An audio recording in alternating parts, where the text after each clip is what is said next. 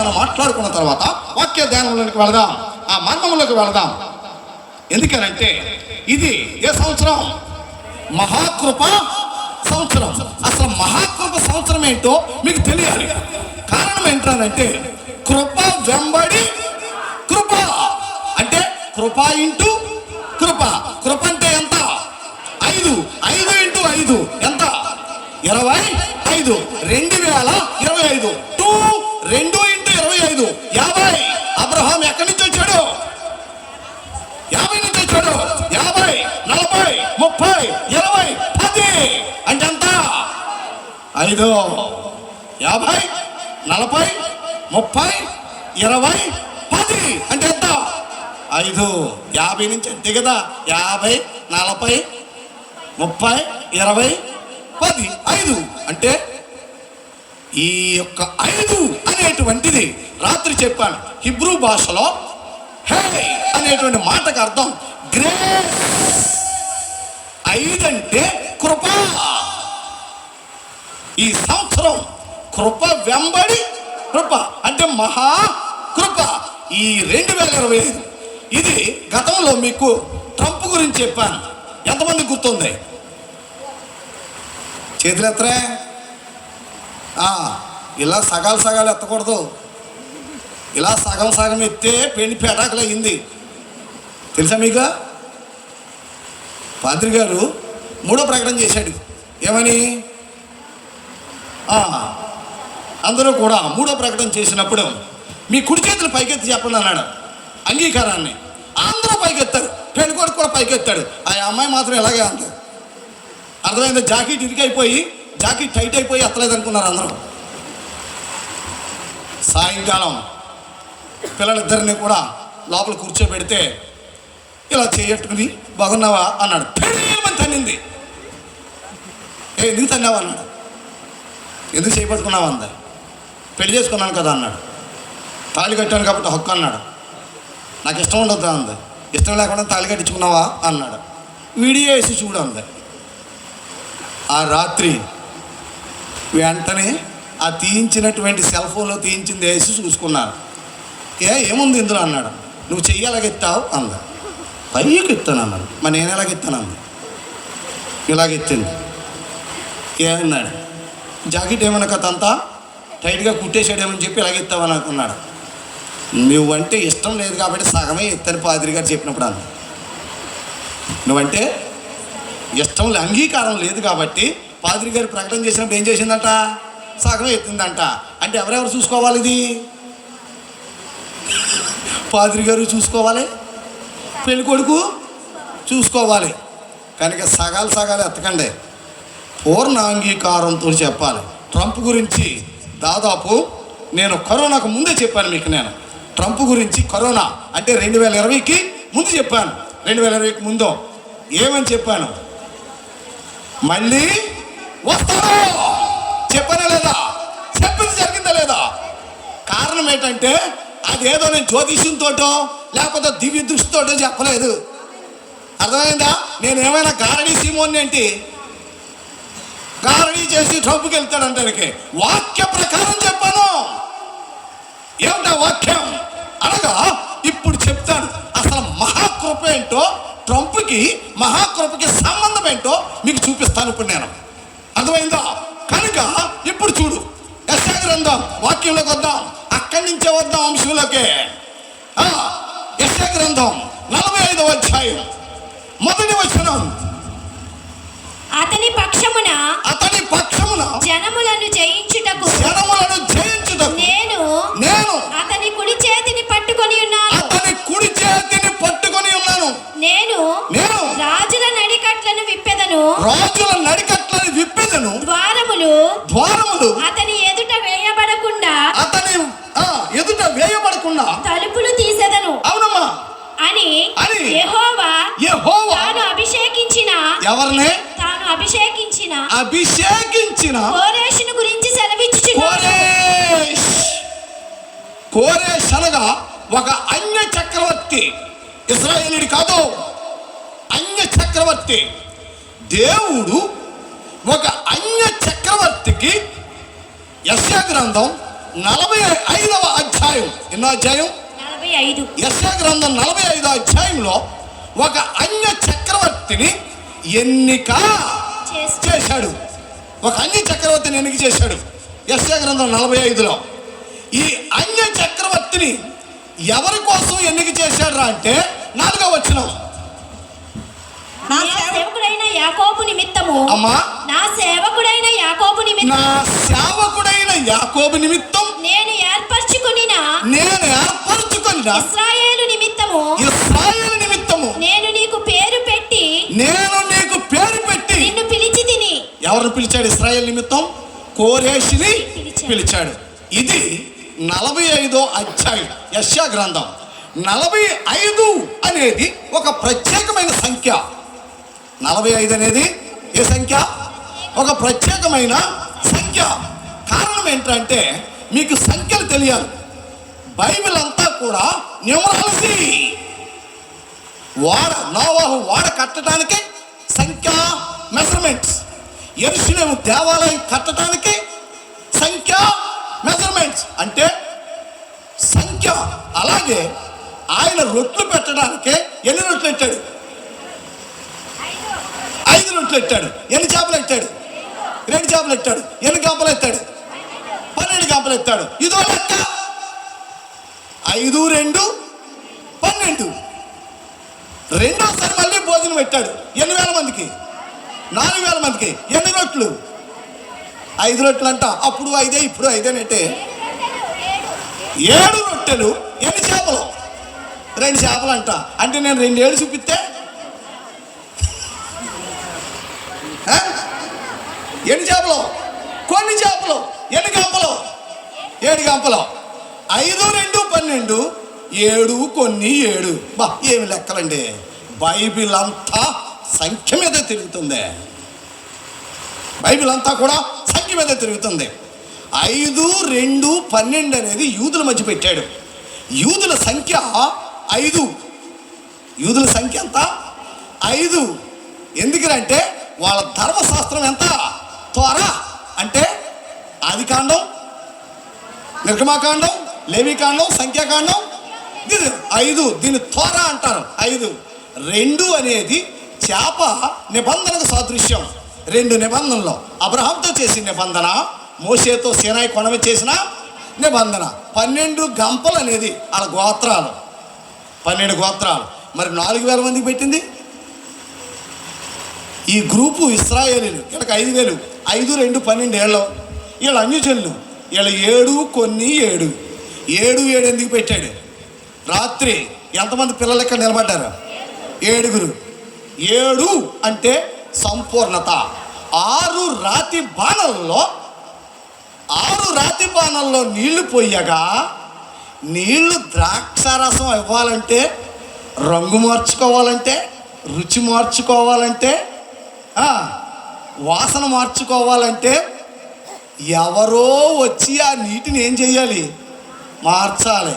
6 రాతి బాణాలను మార్చిన 7వ ఆయన ఎవరు? యేసు. 7 వస్తే తప్ప ఆ నీళ్ళు ఏం మారలేదు. రంగు మారలేదు, రుచి మారలేదు, వాసన మారలేదు. అంటే ఆ నీళ్ళు ధర్మశాస్త్రం. నీళ్ళేంటి? ధర్మశాస్త్రం. మధ్యాహ్నం చూసాం.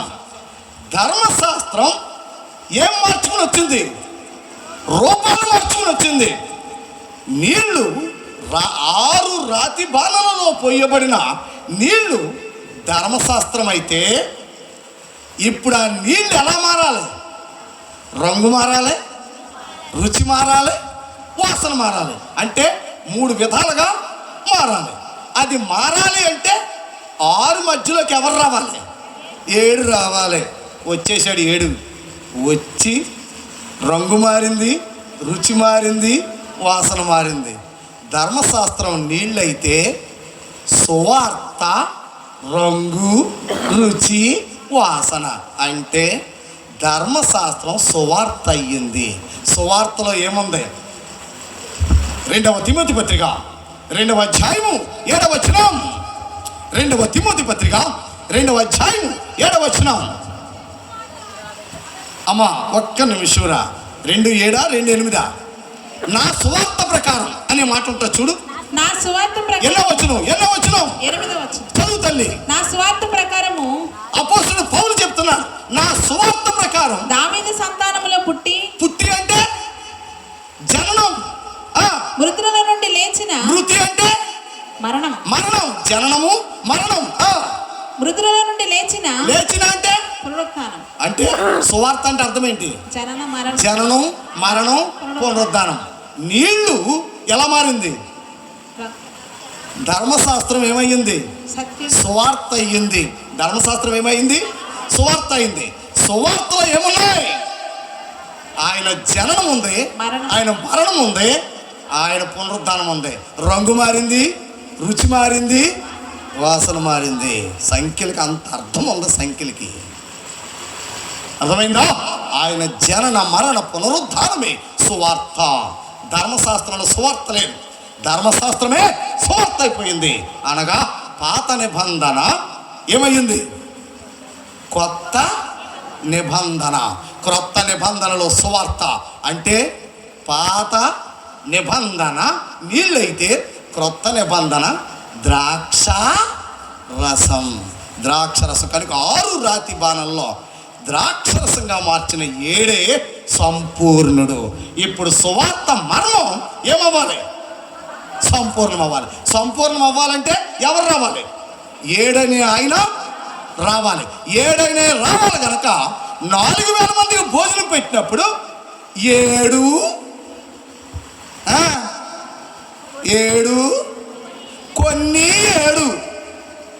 కొన్ని ఎందుకు అంటే అన్యజనులకి ఏమి లేవు, నిబంధనలు లేవు. ఇప్పుడు అన్యజనులు 7 అంటే ఇశ్రాయేలుతో పాటు అన్యజనులు కూడా కలిస్తే తప్ప మర్మము ఏమవదు? సంపూర్ణమవదు. అంతవరకు మర్మము సంపూర్ణమా పరిపూర్ణమా? గలతీయులకు రాసిన పత్రిక 4:4. గలతీయులకు రాసిన పత్రిక 4:4. ఈ రాత్రి చాలా విషయాలు వింటాం. అయితే కాలము పరిపూర్ణమైనప్పుడు. పరిపూర్ణం అంటే ఏంటి? సంపూర్ణం అంటే ఏంటి? అయితే కాలము పరిపూర్ణమైనప్పుడు ఒక్క నిమిషంలో తల్లి. మార్కు రాసిన సువార్త 1వ అధ్యాయం 15వ వచనం. మార్కు సువార్త 1వ అధ్యాయం 15వ వచనం. కాలము సంపూర్ణమైనది. ఇందాక పరిపూర్ణానికి సంపూర్ణానికి తేడా ఏంటి? పరిపూర్ణం అంటే ఏంటి? సంపూర్ణం అంటే ఏంటంటే కాలము పరిపూర్ణమైనప్పుడు దేవుడు తన కుమారుణ్ణి పంపెను. అప్పుడు కాలం ఏమైంది? పరిపూర్ణం అయ్యింది. అప్పుడు దేవుడు తన కుమారుని పంపాడు. ఇప్పుడు కాలము సంపూర్ణమై ఉన్నది, దేవుని రాజ్యము సమీపించి ఉన్నది. అక్కడేమో కాలం పరిపూర్ణమైనప్పుడు దేవుడు తన కుమారుణ్ణి పంపాడు. ఇప్పుడు కాలం సంపూర్ణమైనప్పుడు దేవుని రాజ్యం సమీపించి ఉన్నది. రెండింటికి తేడా ఏంటి? కాలం పరిపూర్ణమైనప్పుడు ఆయన ఈ లోకానికి వచ్చాడు, అంటే మరియమ్మ గర్భంలోకి వచ్చాడు. కాలం సంపూర్ణమైనప్పుడు ఆయన వయసు ఎంత? 30 సంవత్సరాలు. అంటే కాలం సంపూర్ణానికి మధ్య ఉన్న గ్యాప్ ఎంత? 30 సంవత్సరాలు. కాలము పరిపూర్ణమైనప్పుడు ఆయన ఈ లోకానికి వచ్చాడు. కాలం పరిపూర్ణం అంటే సువార్త ప్రపంచానికి వెళ్ళటానికి మార్గం కావాలి. క్రీస్తు పూర్వం యేసు ప్రభు పుట్టే టైంకి ప్రపంచమంతా గ్రీకు భాషతో నిండిపోయింది. అంటే ప్రపంచమంతా సువార్త ఏ భాషలో వెళ్ళిపోయింది? ఎందుకంటే భాష చాలా ముఖ్యం. అప్పటికి మహా అలెగ్జాండర్ వలన ప్రపంచమంతా గ్రీకు భాష. ఇప్పుడు సువార్త ఎందుకు వెళ్ళిపోయింది? గ్రీకు భాష ద్వారా వెళ్ళింది. ఇప్పుడు సువార్త ద్వారా వెళ్ళాలి అని అంటే మార్గం కావాలి. కనుక ఆనాడు ప్రపంచానికి ఏ రోడ్డు అయినా రోమ్కే వేశారు, రోమాకే. అంటే ఇప్పుడు సువార్త వెళ్ళటానికి ఏం దొరికింది? మార్గం దొరికింది. మూడవది యేసు క్రీస్తు అప్పటికి 400 సంవత్సరాలు అయ్యింది. ఆయన ప్రవక్తలతోటి ఎవరితోటి కూడా మాట్లాడకుండా సైలెంట్ ఇయర్స్ 400 సంవత్సరాలు. ఈ 400 సంవత్సరాల నుంచి యోధా స్త్రీలు కన్యక గర్భవతి అయి కుమారుని కంటదని ఆయన కోసం ఎదురు చూస్తున్నారు. ఒకటి, స్త్రీలు ఎదురు చూస్తున్నారు, యోధా స్త్రీలు, ఆయన నా గర్భాన్ని పుడతాడని. రెండవది, గ్రీకు భాష ప్రపంచమంతా భాష వెళ్ళిపోయింది. సువార్త వెళ్ళాలంటే ఏముండాలి? భాష వెళ్ళాలి, భాష వెళ్ళిపోయింది. మూడవది, ఏ మార్గమైనా ప్రపంచం నుంచి ఏ మార్గమైనా రోమ్కి వెళ్ళింది. అంటే ఒకటి ట్రావెల్, రెండు భాష, మూడవది యూదులు ఎదురు చూస్తున్నారు. ఈ మూడిటిని బట్టి కాలము పరిపూర్ణము అయ్యి దేవుడు ఇదే రైట్ టైం అని చెప్పి తన కుమారుణ్ణి పంపించాడు.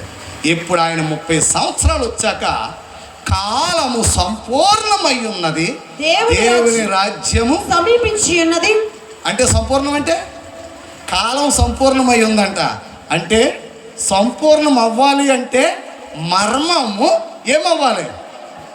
మధ్యాహ్నం చూసాం, మర్మము మానవ దేహమును ధరించుకొని రావాలి. ఎవరి కోసం? మర్మమేమో ఇశ్రాయేలుల కోసం, మానవ దేహము ధరించుకుని వచ్చింది అన్యుల కోసం. అంటే కాలం సంపూర్ణం అన్యుల కోసం, కాలం పరిపూర్ణం ఇశ్రాయేలుల కోసం. కాలం సంపూర్ణం ఎవరి కోసం? అంటే 7 సంఖ్య ఎవరిది? అన్యులది. అంటే కాలం సంపూర్ణం అంటే అన్యజనులు కూడా రక్షణలోకి వస్తేనే ఆ మర్మం ఏమవుతుంది?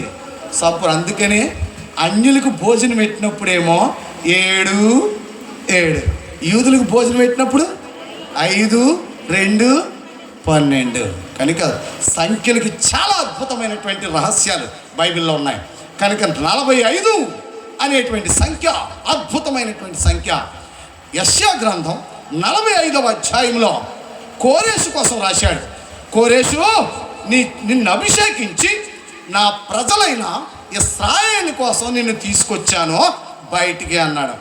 ఇప్పుడు 45వ అధ్యాయము అనగా అమెరికా ప్రెసిడెంట్గా ట్రంప్ గెలిచేసరికి 45వ అధ్యక్షుడు. ఎన్నో అధ్యక్షుడు? 45వ అధ్యక్షుడు. 45వ అధ్యక్షుడిని కోరేషు ఇశ్రాయేలులను నా ప్రజల కోసం నిన్ను అభిషేకించి చేపట్టుకుని తీసుకొస్తున్నాను. ఎందుకంటే నా ప్రజలకి దేశం లేదు, నా ప్రజలకి దేవాలయం లేదు, నా ప్రజలకి రాజధాని లేదు. ఎందుకంటే నా ప్రజలు బానిసలైపోయారు. కనుక కోరేషు, నా ప్రజల్ని నీ చేయి పట్టుకుని నేను ఎందుకు తెచ్చాను అంటే నా ప్రజలు సొంత దేశం కట్టుకోవాలి, ఇజ్రాయేల్. 2, అక్కడ నాకు దేవాలయం కట్టాలి, నాకు రాజధాని కట్టాలి. అందుకు తెచ్చాడు. ఇప్పుడు 45వ అధ్యక్షుడైన ట్రంప్ వచ్చి రావటమే యెరూషలేమే ఇశ్రాయేలుకి రాజధాని అన్నాడు. ప్రపంచమంతా ఉలిక్కి పడ్డది. కారణం ఏంటంటే అప్పటికి ఏ అమెరికా అధ్యక్షుడు వచ్చినా కానీ యెరూషలేమును టచ్ చేసిన వాళ్ళు లేరు. కారణం ఏంటంటే యెరూషలేమును తాకటం అంటే తేనె పట్టును తాకటమే. తేనె పట్టు మీద రాయేస్తే ఏమవుతుంది? ఈగలన్నీ కుట్టి చంపేస్తాయి. యెరూషలేమును తాకితే, యెరూషలేం మీదకి వెళితే 3వ ప్రపంచ యుద్ధం వచ్చేస్తుంది. కనుక అమెరికాకి ఎంతమంది అధ్యక్షులు వచ్చినా కానీ ఎవడో కూడా ఆ యెరూషలేమును పట్టుకోవటానికి ఇష్టపడలేదు. కానీ మొనగాడు వచ్చేసాడు. మొనగాడు వచ్చే యెరూషలేం రాజధాని అన్నాడు. రాజధాని అనగానే ఫండింగ్ ఇచ్చేస్తాను అన్నాడు. అప్పటికి ఇశ్రాయేలుకి రాజధాని టెల్ అవీవ్.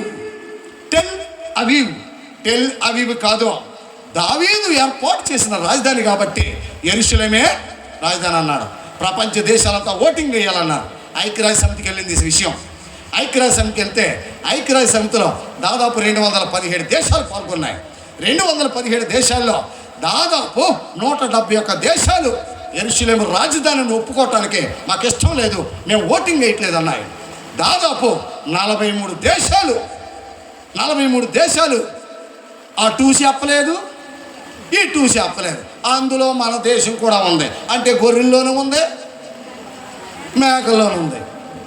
7 దేశాలు మాత్రం ఇజ్రాయేల్కి యెరూషలేము రాజధాని ఓటింగ్ వేసేసాయి. ఇప్పుడు ఐక్యరాజ్య సమితిలో 171 వేసింది గెలుస్తారా, 7 వేసింది గెలుస్తారా? 171. అయితే ఒకటే అన్నాడు, ఎవడ ఓటేసినా వేయకపోయినా, ఎవడ వేయకపో యెరూషలేము రాజధాని డిక్లేర్ చేసేసాను అన్నాడు. అంతే. ప్రపంచంలో ఎవడం ఏమీ చేయలేకపోయాడు. వచ్చేసాడు, యెరూషలేము కోసం ఫండింగ్ ఇచ్చేశాడు. నెక్స్ట్ ఎలక్షన్కి వెళ్తున్నాను, మరలా ఎలక్షన్ నుంచి వస్తే యెరూషలేములో ఏం కట్టేస్తాను, దేవాలయం కట్టేస్తాను అన్నాడు. అంతే.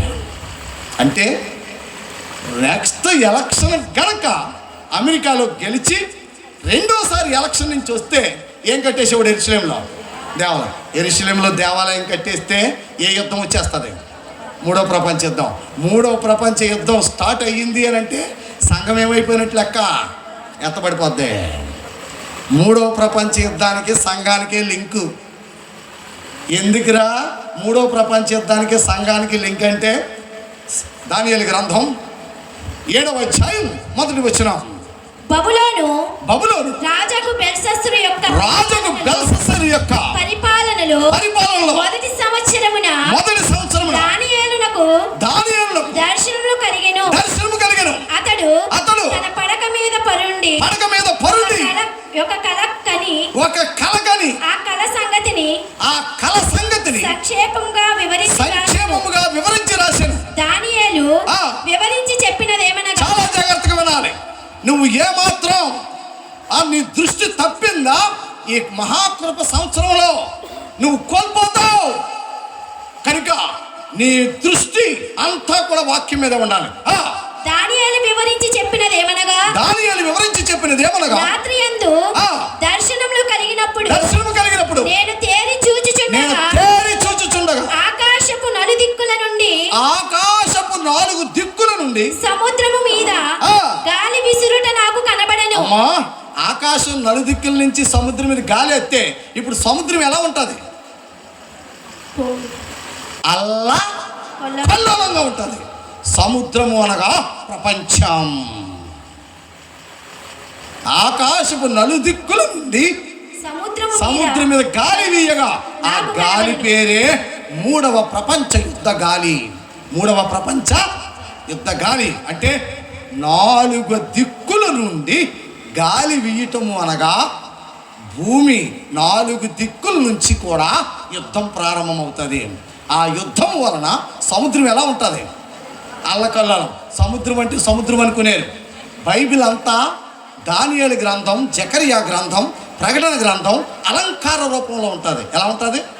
అలంకారం అనగా ఒక్కొక్క దాని ద్వారా ఒక్కొక్క విషయాన్ని చూపిస్తూ ఉంటాడు. ఆ మర్మం మనం తెలుసుకోవాలి. సముద్రం అనగా జనాంగములు, ప్రపంచ జనం.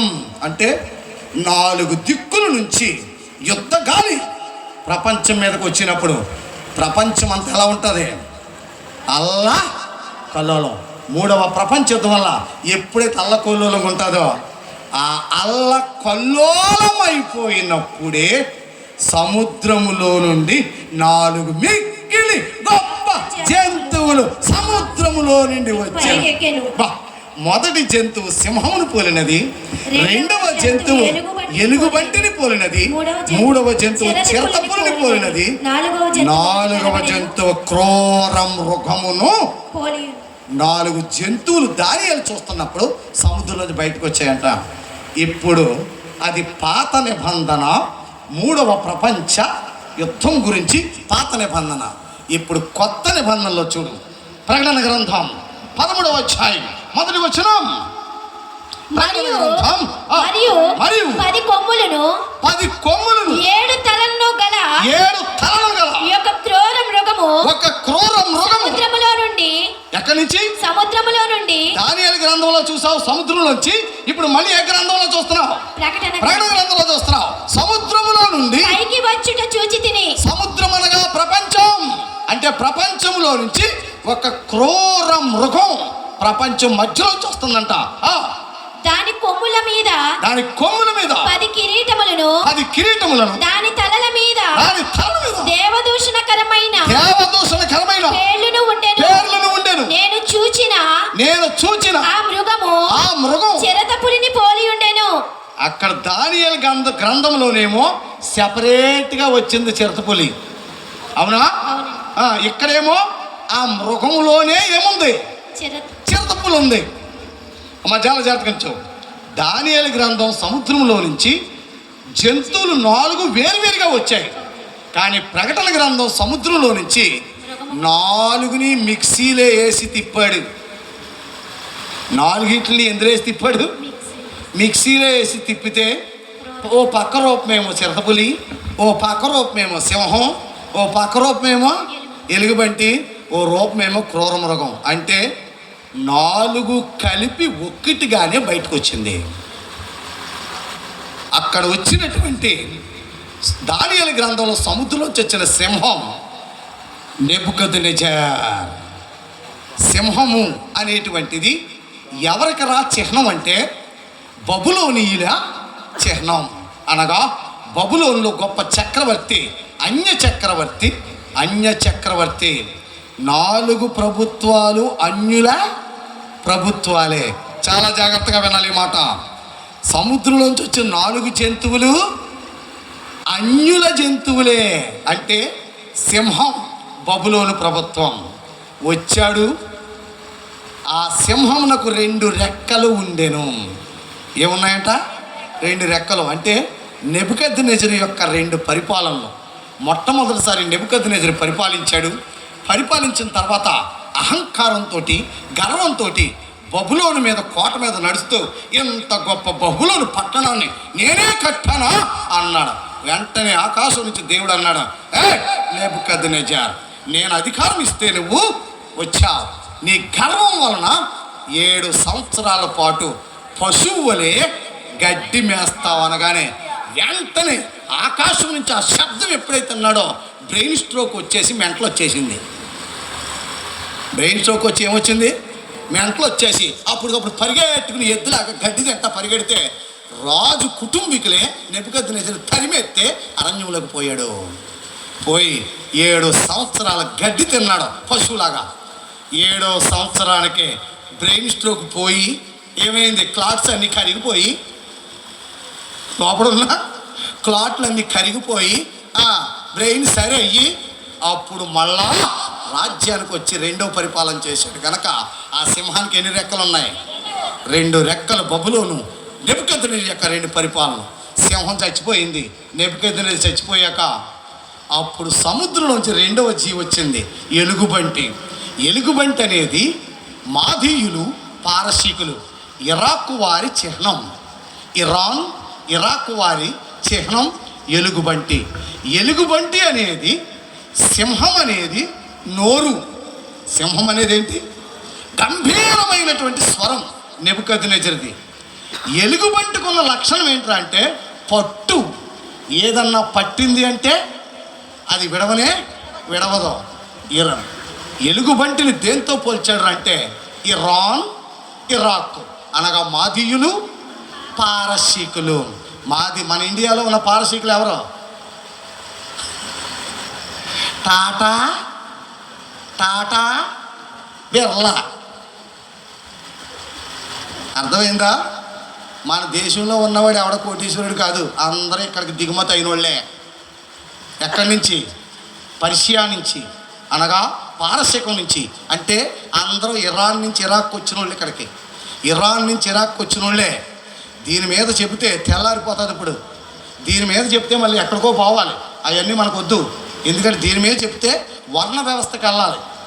వర్ణ వ్యవస్థ అంటే తల ఒకటే, భుజాలు ఒకటే, తొళ్ళు ఒకటే, పాదాలు ఒకటే. ఇది వర్ణ వ్యవస్థ. ఇందులోకి పోయామని అంటే మళ్ళీ అర్థమైందా? మర్మంలోకి రాలేము. కనుక పారసీకులు అనగా ఇరాక్ ఎలుగుబంటి. ఇరాక్ మాదీయులు, పారసీకుల ప్రభుత్వం కూలిపోయింది. ఇప్పుడు సముద్రంలోంచి 3వ జంతువు బయటకు వచ్చింది, చిరతపులి. ఏ పులి? చిరతపులి. సింహానికేమో ఏదుంది? నోరుంది. ఎలుగుబంటికేముంది?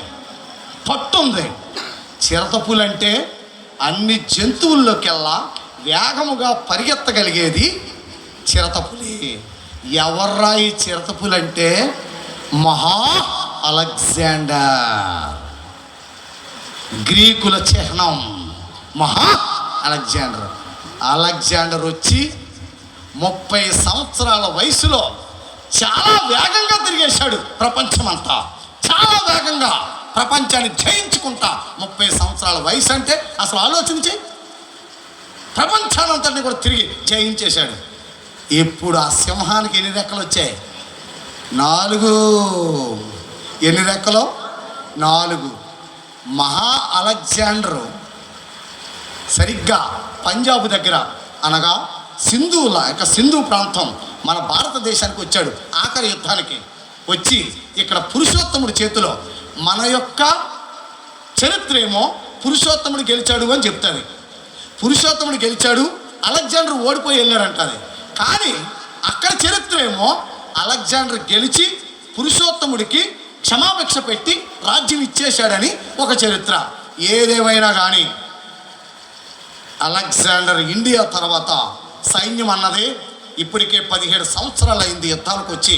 భార్య పిల్లలు చూసి వెనక్కి వెళ్ళిపోదామంటే ఇండియా నుంచి తిరిగి వెళ్ళిపోతా సింధు ప్రాంతంలో ఉన్న ఖైబర్ బోలన్ అనే కొండల మధ్య నిద్రపోతుండగా కోతి కలిసి టైఫాయిడ్ జ్వరం వచ్చి చచ్చిపోయాడు. ప్రపంచాన్ని జయించినోడు దేన్ని జయించలేదు? కోతిని. ప్రపంచాన్ని జయించిన వాడు దేన్ని జయించలేకపోయాడు? కోతి కలిసి టైఫాయిడ్ జ్వరం వచ్చి చచ్చిపోయాడు. ఆ చచ్చిపోయిన తర్వాత ఆ సింహానికి ఎన్ని రెక్కలు వచ్చాయి? 4 రెక్కలు.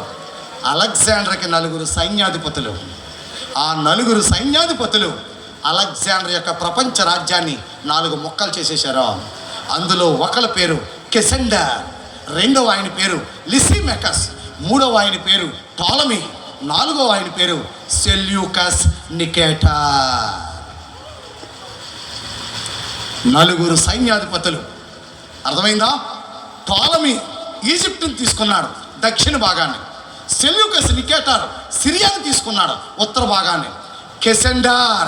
కెసెండర్ తూర్పు ప్రాంతాన్ని తీసుకున్నాడు. లిసిమెకస్ పశ్చిమ భాగాన్ని తీసేసుకున్నాడు. అంటే 4 సైన్యాధిపతులు అలెగ్జాండర్ యొక్క ప్రపంచ ప్రభుత్వాన్ని ఎన్ని భాగాలు చేసేశారు? 4 ముక్కలు చేశారు.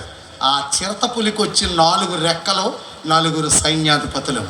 ఇప్పుడు ఆ 4గా ఎప్పుడైతే ఇప్పుడు 4వ మృగం వచ్చింది, అది 10 కొమ్ములు 7 తలలు.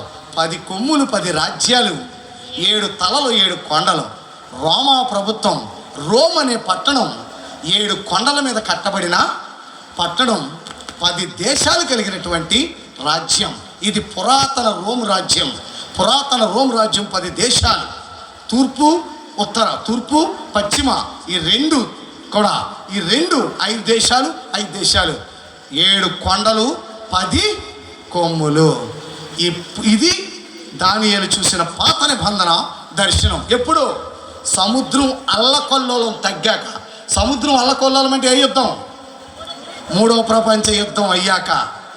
3వ ప్రపంచ యుద్ధానికి ఈ యొక్క 4 జంతువులు పైకి రావటానికి మధ్య సంఘం ఎగిరిపోద్ది.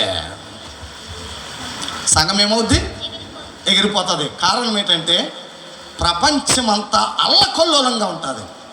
అల్లకొల్లోల సమయంలో 2 మంచం మీద నిద్రిస్తూ ఉంటారు.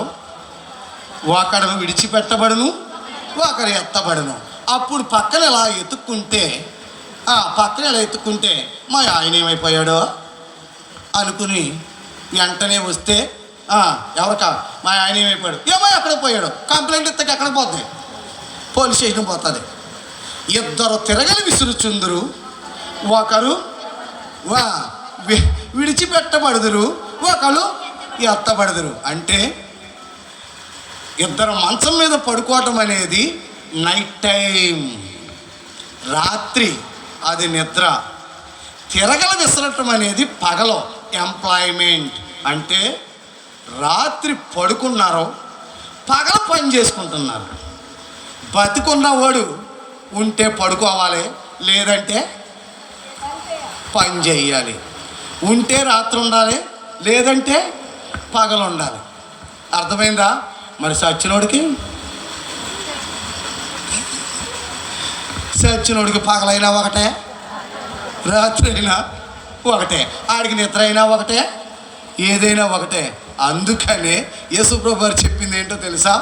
ఇద్దరు మంచం మీద పడుకుంటే ఒకరు విడిచిపెట్టబడదురు, ఎత్తబడదురు. ఇద్దరు తిరగలు విసురుతుంటే ఒకరు విడిచిపెట్టబడదురు, ఒకరు ఎత్తబడదు. సమాధులు తెరవబడి పరిశుద్ధులు లేచి వెళ్ళిపోతారన్నాడు. అంటే బతుకున్న వాళ్ళు ప్రభునందు మృతులైన వారు, వీళ్ళిద్దరూ కలిపి మూడవ ప్రపంచ యుద్ధం తర్వాత మొత్తం అంతా ప్రపంచం అంతా అల్లకొల్లోలంగా ఉంటుంది. కారణం ఏంటంటే విడిచిపెట్టబడిన ఆయుధాల వలన, అర్థమైందా, జబ్బుల వలన, రోగాల వలన, వీటి వలన. ఒక యుద్ధం వచ్చినప్పుడే రోగాలు వస్తాయి, ఒక యుద్ధం వచ్చినప్పుడే ఏమొస్తుంది? కరువు వస్తుంది. ఈ కరువులో, యుద్ధాల్లో ప్రపంచం అంతా కూడా అల్లకల్లోలంగా ఉంటుంది. అల్లకల్లోల సమయంలో, కరోనా టైంలో నేను బతికితే చాలు మా ఆవిడ సచ్చినా పర్లేదు అనుకున్నాడు. నేను బతికితే చాలు మా ఆయన పోతే పోయాడు అనుకున్నారు. మేము బతికితే చాలు మా అమ్మ బాబు చచ్చినా పర్లేదు అనుకున్నారు. అమ్మ బాబు హాస్పిటల్లో చచ్చిపోతే కనీసం సమాధి చేయడానికి కూడా వెళ్ళలేదా? మున్సిపాలిటీ వాళ్ళకి వదిలేశారా? ఆఫ్టర్ ఆల్ ఒక కరోనాకే అంత కలవరం రేగితే మరి మూడో ప్రపంచ యుద్ధం కలవరం ఎలా ఉంటుంది? మూడవ ప్రపంచ యుద్ధ కలవరంలో ఎవరిని ఎవరు పిడించుకోరు. ఈవిడ ఎలా పడుకుని ఉంటుంది, వీడు మాయమైపోయాడు. అప్పుడు వీళ్ళు లెగిసిన తర్వాత చూసుకుంటే కేజీ బియ్యం ఉన్నాయి. పోనీలే, వీడు ఎక్కడ పోతే పోయాడులే. కేజీ బియ్యం ఎన్ని రోజులు తింటాను? ఆడుంటే ఒకరోజు తింటాను, అది లేకపోతే ఎన్ని రోజులు తింటాను? 2 రోజులు తింటాను. అంటే అటువంటి పరిస్థితి వస్తుంది మూడవ ప్రపంచ యుద్ధంలో. ధ్యానారమునకు సేరు గోధుమలనియు, ధ్యానారమునకు 3 సేర్ల ఎవలని. ఎవలంటే బార్లీ గింజలు. ధ్యానారానికి సేరు గోధుమలు అంట. ధ్యానారం అంటే ఒకరోజు కూలి అంటే అర్థమేంటి? ఆనాడు 10 రూపాయలు, కానీ ఇప్పుడు ఒకరోజు కూలి ఎంత? 500 మేస్త్రికి 1000 రూపాయలు. 1000 రూపాయలకి కేజీ బియ్యం, 1000 రూపాయలకి కేజీ గోధుమలు. గోధుమలు ధనవంతుల ఆహారం, బార్లీ పేదవాళ్ళ ఆహారం. సేరు ధ్యానారములకు సేరు గోధుమలు, ధ్యానారం 3 కేజీలు ఎవలంటే అప్పుడు పేదవాళ్ళు ఏం చేస్తారో తెలుసా? గోధుమలు కొనుక్కోకుండా బతకడానికి ఏం కొనుక్కుంటారు? బార్లీ గింజలు కొనుక్కుంటారు. బార్లీ గింజలు కొనుక్కొని వాటితోటి ఆహారం చేసుకుంటారు. అంతటి భయంకరమైన కరువు మూడవ ప్రపంచ యుద్ధం తర్వాత వస్తుంది. ఆ మూడవ ప్రపంచ యుద్ధ కరువులో ఎవడు ఎలా పోతున్నాడో, ఎవడు ఏమైపోతున్నాడో ఎవడ పట్టించుకోదో. అదే సమయంలో ఏమి ఎగిరిపోద్దే? సంఘం ఎగిరిపోద్దే. సంఘం ఎగిరిపోయాకే ఈ 4 జంతువులు బయటకు వస్తాయి. ఈ 4 జంతువుల్ని కలిపి ఇప్పుడు ప్రకటన గ్రంథంలో ఒకే రూపంతో 4 జంతువులు 4 రాజులైతే, దానియేలు గ్రంథంలో ప్రకటన గ్రంథానికి వచ్చేటప్పటికి 4 రాజుల్ని కలిపి మిక్సీలో ఎత్తే ఎవడొచ్చాడు? ఓ భయంకర రాజు వచ్చాడు. వాడే అబద్ధ క్రీస్తు. అంటే రేపు రాబోయే వాడే అబద్ధ క్రీస్తు. కనుక ట్రంప్ ఎప్పుడైతే 45వ అధ్యాయం 3వ దేవాలయం కట్టేస్తాను, 2వ ఎలక్షన్ నుంచి వచ్చి అని చెప్పి ఎలక్షన్కి వెళ్ళాడు. ఎలక్షన్కి వెళ్ళిన ట్రంప్ ఏమయ్యాడు? గెలిచాడా? 45 4 + 9 5 ఎంత? 9 అనేటువంటిది ద విక్టరీ. విజయపు సంఖ్య ఎంత? విజయపు సంఖ్య 9 అనేది కారణం ఏంటి? పరిశుద్ధాత్మ సంఖ్య ఎంత? ఆత్మఫలం ఏమనగా ఎన్ని? 9 రుచులు అనేది ద విక్టోరియస్ విక్టరీ. అంటే ట్రంప్ విజయం సాధించిన సంఖ్య 45వ అధ్యక్షుడుగా విక్టరీ. ఇప్పుడు 46వ అధ్యాయానికి రా. యెషయా గ్రంథం 46వ అధ్యాయం 3వ వచనం. యాకోబు అమ్మా 46 3 అవునండి. చదవమ్మా. యాకోబు ఇంటి వారలారా, అంతమంది చదివితే ఎలాగా? యాకోబు ఇంటి వారులారా, యాకోబు ఇంటి వారులారా, ఇశ్రాయేలు ఇంటి వారిలో ఇశ్రాయేలు ఇంటి వారిలో శేషించిన వారులారా, శేషించిన వారులారా, గర్భమున పుట్టిన మొదలుకొని ఆ. నా చేత భరింపబడిన వారులారా, నా చేత భరింపబడిన వారులారా, తల్లి ఒడిలో కూర్చుంటున్న మొదలుకొని ఆ. నేను చక్క పెట్టుకుని వారులారా, నేను చక్కబెట్టుకుని వారులారా, నా మాట ఆలకించుడే, నా మాట ఆలకించుడి. ముదిమి వచ్చే వరకు నిన్ను ఎత్తుకుని వాడను నేనే. నేనే, ఆ, తల వెంట్రుకలు మొదలు నెరయి వరకు ఆ. నిన్ను ఎత్తుకుని వాడను నేనే. ఆ. నేనే చేసి ఉన్నాను. నేనే మిమ్మల్ని ఏం చేశాను? చేసి ఉన్నాను. ఆ, చంక పెట్టుకుని వాడను నేనే. నేనే. నిన్ను ఎత్తుకొని రక్షించు వాడను నేనే. నేనే, ఆ. మేము సమానులమని నన్ను ఎవరికి సాటి చేయుదురు? నేను సమానమని నన్ను నన్ను ఎవరికి సాటి చేయుదురు? అంటే దేవునితోటి ఏది సాటి చేయకూడదు. ఇక్కడ కొంచెం నీ మనసు పెట్టి వినాలి నేను చెప్పే మాటలు. ఇప్పుడు చూడు, ట్రంప్ వచ్చాడు, గెలిచి ద ఫస్ట్ అటెంప్ట్లో దేని రాజధాని అన్నాడు? యెరూషలేముని ఇజ్రాయెల్కి రాజధాని అన్నాడు. సెకండ్ ఎలక్షన్లో ఏం చేస్తానన్నాడు? దేవాలయం కడతానన్నాడు. కడతానని ఎలక్షన్కి వెళ్ళాడు. ఎక్కడికి వెళ్ళాడు? చాలా జాగ్రత్తగా విను, ఇక్కడ కన్ఫ్యూజ్ అవుతావు. అందుకే నువ్వు కొంచెం మన మాట వినాలి. ఎలక్షన్కి వెళ్ళాడు. ఇప్పుడు ఇశ్రాయేలీలు ఐగుప్తు నుంచి బయలుదేరి ఎక్కడికి వచ్చారు? సీనాయి కొండకు వచ్చారు. ఎక్కడికి వచ్చారు? సీనాయి కొండకు వచ్చారు. సీనాయి కొండకు వచ్చిన తరువాత మోషే అన్నాడు, నేను తండ్రి గారి దగ్గరికి వెళ్తున్నాను అన్నాడు. ఎక్కడికి? తండ్రి గారి దగ్గరికి వెళ్తున్నాను, నేను వచ్చేంత వరకు కూడా మీరు కుదురుగా ఉండండి అని చెప్పి మోషే ఎక్కడికి వెళ్ళాడు? తండ్రి గారి దగ్గరికి వెళ్ళాడు. ఎన్ని రోజులు? 40 రోజులు పైకి వెళ్ళాడు. పైకి వెళ్ళేటప్పటికి 40వ రోజున వీళ్ళు ఆయనకి సాటి అని చెప్పి దేన్ని తయారు చేశారు? దోణ తయారు చేశారు. అక్కడ 46 అధ్యాయులు ఏమన్నాడు? నాకు సాటి అని మీరు దేనిని చదువుమా? మేము సమానమని నన్ను ఎవరికి సాటి చేయుదురు? నన్ను ఎవరికి సాటి చేయుదురు? మేము సమానమని ఎవరి నాకు పోటీగా చేయుదురు? అంటే దేవునికి పోటీగా ఏం చేశారు?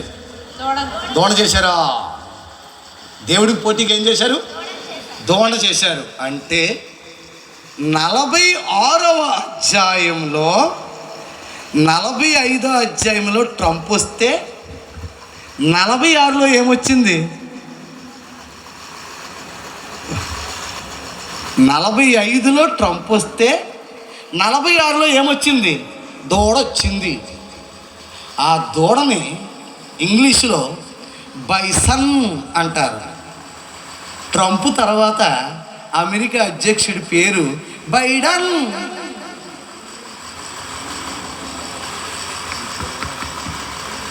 నలభై 45 అనేది విక్టరీ 4+9 5 9. 46 అనేది 4+6 10. అంటే 1+0 1. అంటే ఒక్కసారే గెలుస్తాడు. అంటే దూడ 46లో దోణ చేశారు. అంటే ట్రంప్ వెళ్ళి మోషే వెళ్ళి అక్కడ కూర్చున్నాడు. మోషే మీన్స్ ట్రంప్, కోరేసి మీన్స్ ట్రంప్. ట్రంప్ని 2 విధాలుగా చూపించారు. ఒకటి కోరేష్, 2 ఇశ్రాయేలుని నడిపించిన మోషే. ఒకటి ఇశ్రాయేలుకి రాజధాని పట్టణం దేవాలయం కట్టడానికేమో కోరేషు, ఇజ్రాయేల్ నడిపించడానికేమో మోషే. ఇప్పుడు మోషే ట్రంపే, కోరేషు ట్రంపే. అంటే 46వ అధ్యాయానికి వచ్చేటప్పటికి 4+6 10 1+0 1. అంటే దూడ తెచ్చేశారు. బైసన్ అంటే యుద్ధం, తోడ. బైడెన్ వచ్చేసాడు. ఇప్పుడు వచ్చేసిన తర్వాత 47వ అధ్యాయం 47వ అధ్యాయం 4+7 ఎంత? 11 అంటే 1+1 అంటే 2. అంటే ఇప్పుడు సెకండ్ అటెంప్ట్లో ఏమి రావాలి? మళ్ళీ ట్రంప్ రావాలి. దీన్ని బట్టే ట్రంప్ మళ్ళీ వస్తాడని చెప్పాను. 47 అనగా 4+7 11. 11 అనగా 1+1 2. అంటే ట్రంప్ మళ్ళా సెకండ్ టైం మళ్ళా తిరిగి వస్తాడు. దాని ప్రకారమే చెప్పాను. అది అంతేగాని నాకేదో జ్యోతిషమో లేకపోతే దివ్య దృష్టో కాదు. వాక్యాన్ని బేస్ చేసుకుని, వాక్యమే మనకు ఆధారం. 47 అధ్యక్షుడు, ఎన్నో అధ్యక్షుడు? 45వ అధ్యక్షుడు ట్రంపు, 46వ అధ్యక్షుడు బైడెన్, మళ్ళా 47వ అధ్యక్షుడు ట్రంప్. 4+7 2 11 అనగా 11. 1+1 2. సెకండ్ టైం అమెరికన్ ప్రెసిడెంట్ రావటమే 47వ అధ్యాయం మొదటి వచనం. బబులోను అమ్మా, కన్యక అయిన బబులోను 47 మొదటి వచనం. కన్యక అయిన బబులోను క్రిందికి దిగి, అమ్మా క్రిందికి దిగి. బబులోను అంటే ఇందాకేం చెప్పాను?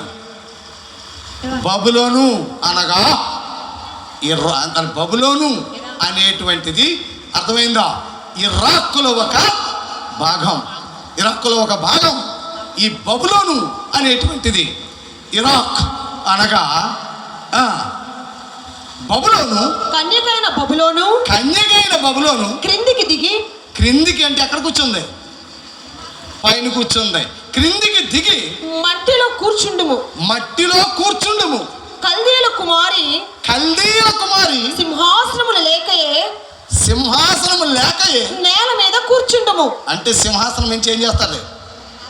నేల మీదకి రావాలంటే, సింహాసనం మీద కూర్చున్నవాడు నేల మీద కూర్చోవాలంటే ఏం జరగాలి? సింహాసనం మీద కూర్చున్నవాడు నేల మీద కూర్చున్నాడంటే ఏం జరగాలి? యుద్ధం జరగాలి. యుద్ధం జరిగితేనే అవతలోని సింహాసనం నుంచి దించి ఎక్కడ కూర్చోబెడతాడు? నేల మీద కూర్చోబెడతాడు. బబులోను కల్దియా అనగా ప్రజెంట్ ఇరాక్. ప్రజెంట్ ఏన్షియంట్ కాదు, పురాతనమైంది కాదు. ప్రజెంట్ కల్దియా బబులోను అనగా ప్రజెంట్ ఇరాక్. అంటే ఇరాన్ని సింహాసనం నుంచి దించి ఎక్కడ కూర్చోబెడతాడు? రావటమే. ఇంకా జనవరి 25ని ప్రమాణ స్వీకారం చేశాడు. చెయ్యక ముందే ఇరాన్కి వార్నింగ్, ఇరాన్తో యుద్ధం. రావటమే. ఎవరితో యుద్ధం? ఇరాన్తో యుద్ధం. ఇరాన్కి వార్నింగ్ మీద వార్నింగ్ ఇచ్చాడు. హమాస్. దేంతో? హమాస్. కల్దియా, బబులోను, ఇరాన్, హమాస్తో యుద్ధం. 47వ అధ్యాయం స్టార్టింగే. అంటే ఎలక్షన్లో గెలిచి ఎప్పుడు అధ్యక్షుడై పీఠం ఎక్కాడో ఇమ్మీడియట్గా హమాస్ తోటి, ఇరాన్ తోటి యుద్ధం ప్రకటించేశాడు. 47వ అధ్యాయం మొదటి వచనం. ఇన్ని నెరవేరుతున్నాయి కనుక ఈ సంవత్సరం ఆల్రెడీ ప్రపంచ దేశాలన్నీ దేనికి సిద్ధపాటు అయిపోతున్నాయి? 3వ ప్రపంచ యుద్ధానికి సిద్ధపాటు అయిపోతున్నాయి. కారణం ఏంటంటే కుదిరిగా లేడు అక్కడ. మొత్తం అందరినీ కూడా కలసేస్తున్నాడు. ఈ దేశానికి వార్నింగ్, ఆ దేశానికి వార్నింగ్, ఇవన్నీ వార్నింగ్లు ఇచ్చేస్తున్నాడు. రష్యాకి, ఇప్పుడు చైనా, ఇండియా ఒకటైపోతున్నాయి. అంటే తూర్పు దేశాలన్నీ ఒకటైపోతున్నాయి. రేపు 3వ ప్రపంచ యుద్ధానికి తూర్పు దేశాలు బలమైన దేశాలు అవబోతున్నాయి. చైనా, ఇండియా నాయకత్వంలో, ఉత్తర కొరియా నాయకత్వంలో తూర్పు దేశాలు ప్రపంచంలో బలమైన రాజ్యం అవుతాయి. దేనికి రా అంటే అమెరికాకి ధీటుగా. అప్పుడు 3వ ప్రపంచ యుద్ధానికి ప్రపంచ దేశాలన్నీ కూడా సమాయత్తం. అంటే ఈ సంవత్సరం కృప వెంబడి కృప. అంటే 5x5 ఏ కృప? మహాకృప. డిసెంబర్ తర్వాత ఏం జరుగుతుందో ఎవరికీ తెలియదు. కరోనా ఎప్పుడు వచ్చింది? 2019 డిసెంబర్. ప్రపంచానికి ఏ ఉపద్రవం వచ్చినా డిసెంబరే. ప్రపంచం మీదకి ఏదొచ్చినా డిసెంబరే. కనుక రేపు 3వ ప్రపంచ యుద్ధం డిసెంబర్లో స్టార్ట్ అయినా ఏమీ ఆశ్చర్యపోవాల్సిన పని లేదు. అంటే ఇది మహాకృప కలిగిన సంవత్సరం కాబట్టి ఈ కృపలో ఆ మర్మములో నుంచి మధ్యకు వచ్చినటువంటి మానవయుక్త దేహంతో, అనగా ఆ వాక్యమే శరీరధారి అయి కృపా సత్య సంపూర్ణుడుగా మన మధ్యకు వచ్చిన ఆ మర్మమును నీవు అర్థమైందా? ముందు పాపక్షమాపణ పొందితే రేపు నువ్వు తప్పించుకొని 3వ ప్రపంచ యుద్ధం తర్వాత సంఘము ద్వారా ఏమవుతావు? ఎత్తబడతావు. కనుక అంశంలోకి వద్దాం. చదువు అంశం. దేవుని వాక్యమును అమ్మ కొలసి పత్రిక చదువు. దేవుని వాక్యమును అనగా యుగములలోను తరములలోను మరుగు చేయబడి ఉన్న మర్మమును సంపూర్ణముగా ప్రకటించుటకు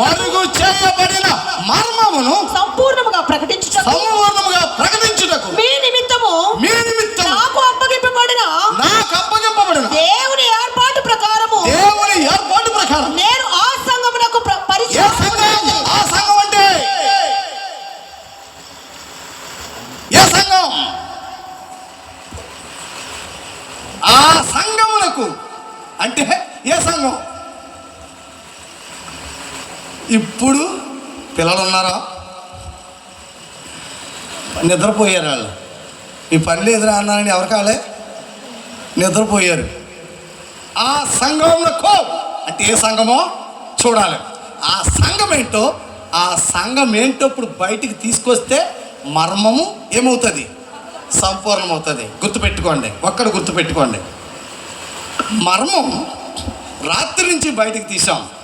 ఆ మర్మము ఇశ్రాయేలుకేమో నీడగా, అన్యజనులకేమో శరీరముగా నిజస్వరూపంగా బయటకు వచ్చింది. ఎవరో చూసేసాం. ఎవరో ధర్మశాస్త్రం నీడైతే యేసు క్రీస్తు కృప సత్యం.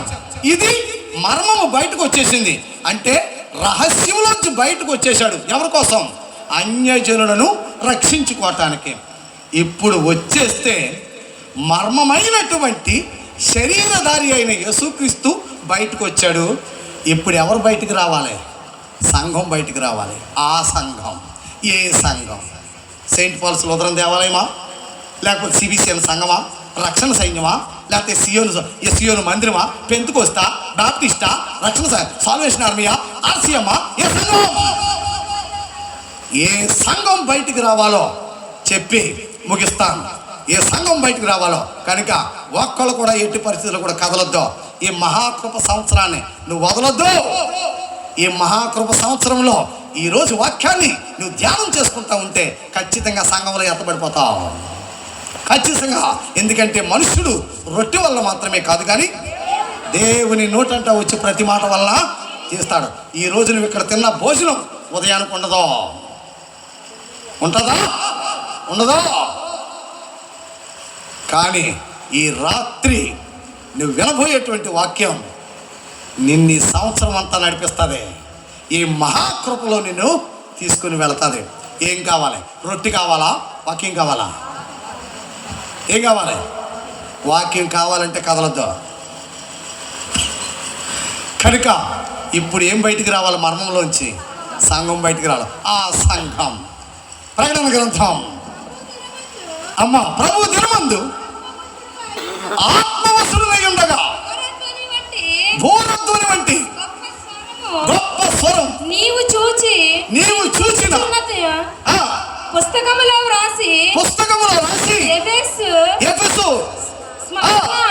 ఎఫెసు స్మరణ పెర్గమ తుయతైర సర్దీసు అమ్మా Sardis, Sardis, Philadelphia, Philadelphia, Laodicea Laodicea అను 7 సంఘములకును 7 సంఘములకు పంపుమని చెప్పుట నా వెనుక వింటిని. ఇప్పుడు 7 సంఘాల్లో బయటికి రావాల్సినటువంటి సంఘం ఏ సంఘం అనేది మనం చూడాలి.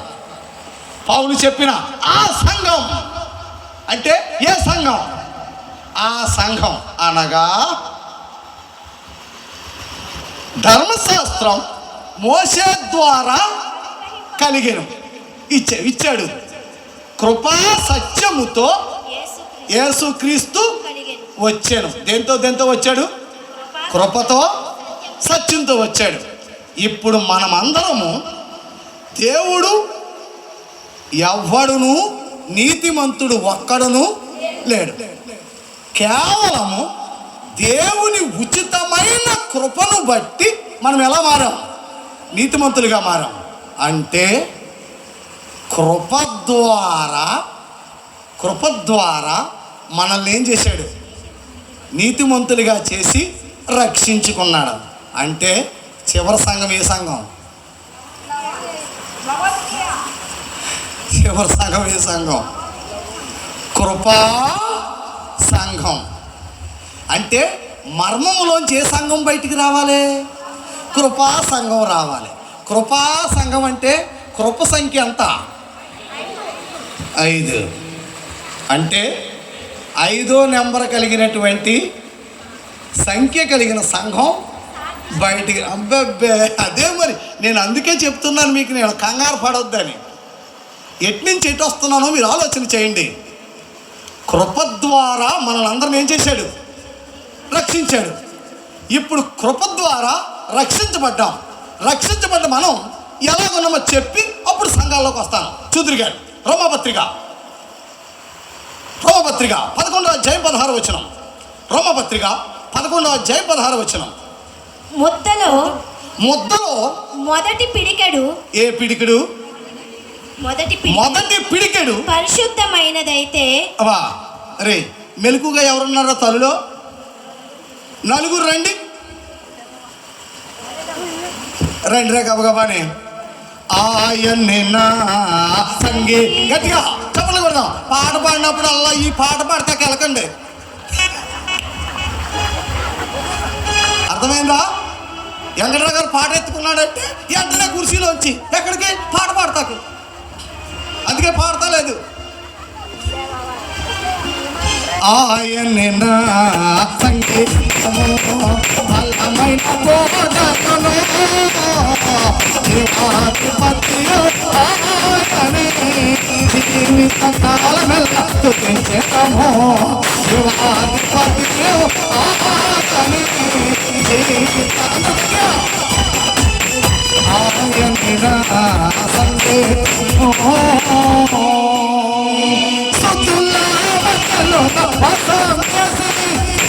చేతులు పరిగెత్తాలి. చుట్టూలా మధ్యలో వసం చేసి దోతలు అప్పగానే దేవుడాయనే.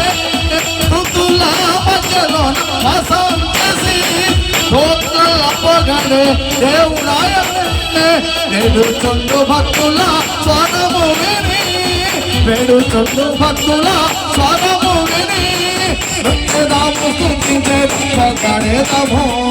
బ్రతికేదాము స్తుతించేదాము ఆయన్న సంగీతము బలమైన కోటయును జీవాధిపతియు ఆయనే జీవిత కాలమెల్లా స్తుతించెదను. జీవాధిపతియు ఆయనే జీవిత కాలం స్తుతించెదను. చాలా సంతోషం. ఎవరైనా పాటకు ఇస్తారేమనుకున్నాను కనుక చాలా సంతోషం. అమ్మా అంటే ఏం బయటికి రావాలి? ఇప్పుడు కృపా సంఘం బయటికి రావాలి. కృపా సంఘం బయటికి రావాలి అంటే కృప సంఖ్య ఎంత? 5 బయటకు వస్తే తప్ప ఆ సంఘం ఏంటో తెలీదు. ఇందాక ఎవరు ఆఖరి సంఘం అన్నారు. ఆఖరి సంఘం నులివెచ్చని సంఘం, ఉమ్మేసే సంఘం. ఉమ్మేసే సంఘం అయినప్పుడు 5 ఎలాగవుద్ది? 5 అంటే కృప. అంటే కృపా సంఘం బయటికి రావాలి. కృపా సంఘం ఏంటో ఇప్పుడు చూడు. రే రమ్మన్న నలుగురు రాలేదే? రారా? ప్రైజులు వద్దా? రండి రండిరా, ప్రైజులు కావాల్సి వస్తే రండి. నువ్వెందుకురా? ఇందా నలుగురే ఇటు రా తల్లి. మీరిద్దరూ అలాగ ఉండండి, మీరిద్దరు ఇలాగ ఉండండి. చదువుమా 16 వచనం. ముద్దలో మొదటి పిడికెడు పరిశుద్ధమైనదైతే ముద్దంతయు పరిశుద్ధమే. వేరు పరిశుద్ధమైనదైతే కొమ్మలను పరిశుద్ధములే. చాలా జాగ్రత్తగా, కొమ్మలను పరిశుద్ధమే. అయితే కొమ్మలలో కొన్ని విరిచివేయబడి అడవి ఒలీవ కొమ్మై ఉన్న నీవు వాటి మధ్యన అంటుకట్టబడి. అది చాలు తల్లి. ఏ చెట్టు? అడవి ఒలీవ కొమ్మల చెట్టు. ఒక్క నిమిషం. వీళ్ళిద్దరూ అడవి ఒలీవ చెట్టు. అడవి ఒలీవ చెట్టు ఉంది అంటే, అడవి కరివేపాకు ఉందంటే ఏ కరివేపాకు ఉంటుంది? ఊర్లో ఉన్న కరివేపాకు. వీళ్ళిద్దరూ ఊర్లో ఉన్న కరివేపాకు. వీళ్ళు అడవి కరివేపాకు, వీళ్ళు ఊళ్ళో కరివేపాకు.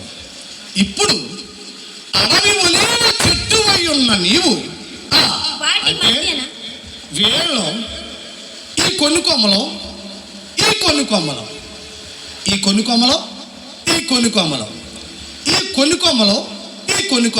ఒక చెట్టుకి అటు కొమ్మలు ఉంటాయి, ఇటు కొమ్మలు ఉంటాయి. ఇటు కొమ్ములు ఇటు కొమ్మలు, ఇటు కొమ్మలు ఇటు కొమ్మలు. వీళ్ళు ఇప్పుడు అడవి ఒలీవ చెట్టు. చదవరా? అడవి ఒలీవ చెట్టు అయి నీవు వాటి మధ్యన. అమ్మ ఇంకా ముందుకు రావాలి. అయితే కొమ్మలలో కొన్ని విరిచివేయబడి ఇదిగో విరిచేస్తున్నాను. అడవి ఒలీవ చదువు. అడవి ఒలీవ మొక్క అయి ఉన్న నీవు వాటి మధ్యన.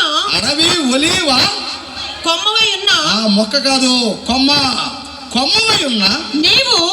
అంటే అడవి ఒలీవ కొమ్మవై ఉన్న నీవు వాటి మధ్యన అంటుకట్టబడి. మధ్య ఏ కొమ్మల మధ్య? మంచి ఒలీవ కొమ్మల మధ్య. అంటే మంచి ఒలీవ చెట్టు, అడవి ఒలీవ చెట్టు. ఇప్పుడు అడవి ఒలీవ చెట్టులో కొన్ని కొమ్మలు నరికేశాడంట. కొన్ని కొమ్మలు నరికి ఈ కొమ్మల్ని ఈ మంచి ఒలీవ చెట్టు దగ్గరికి తెచ్చి అంటు కట్టాడు. నిలబడరా, కింద సొత్తవండి. రే అమ్మాయిని పట్టుకో. మంచి ఒలీవ చెట్టుకి తీసుకొచ్చి అంటు కట్టబడి. ఒక్క నిమిషంరా.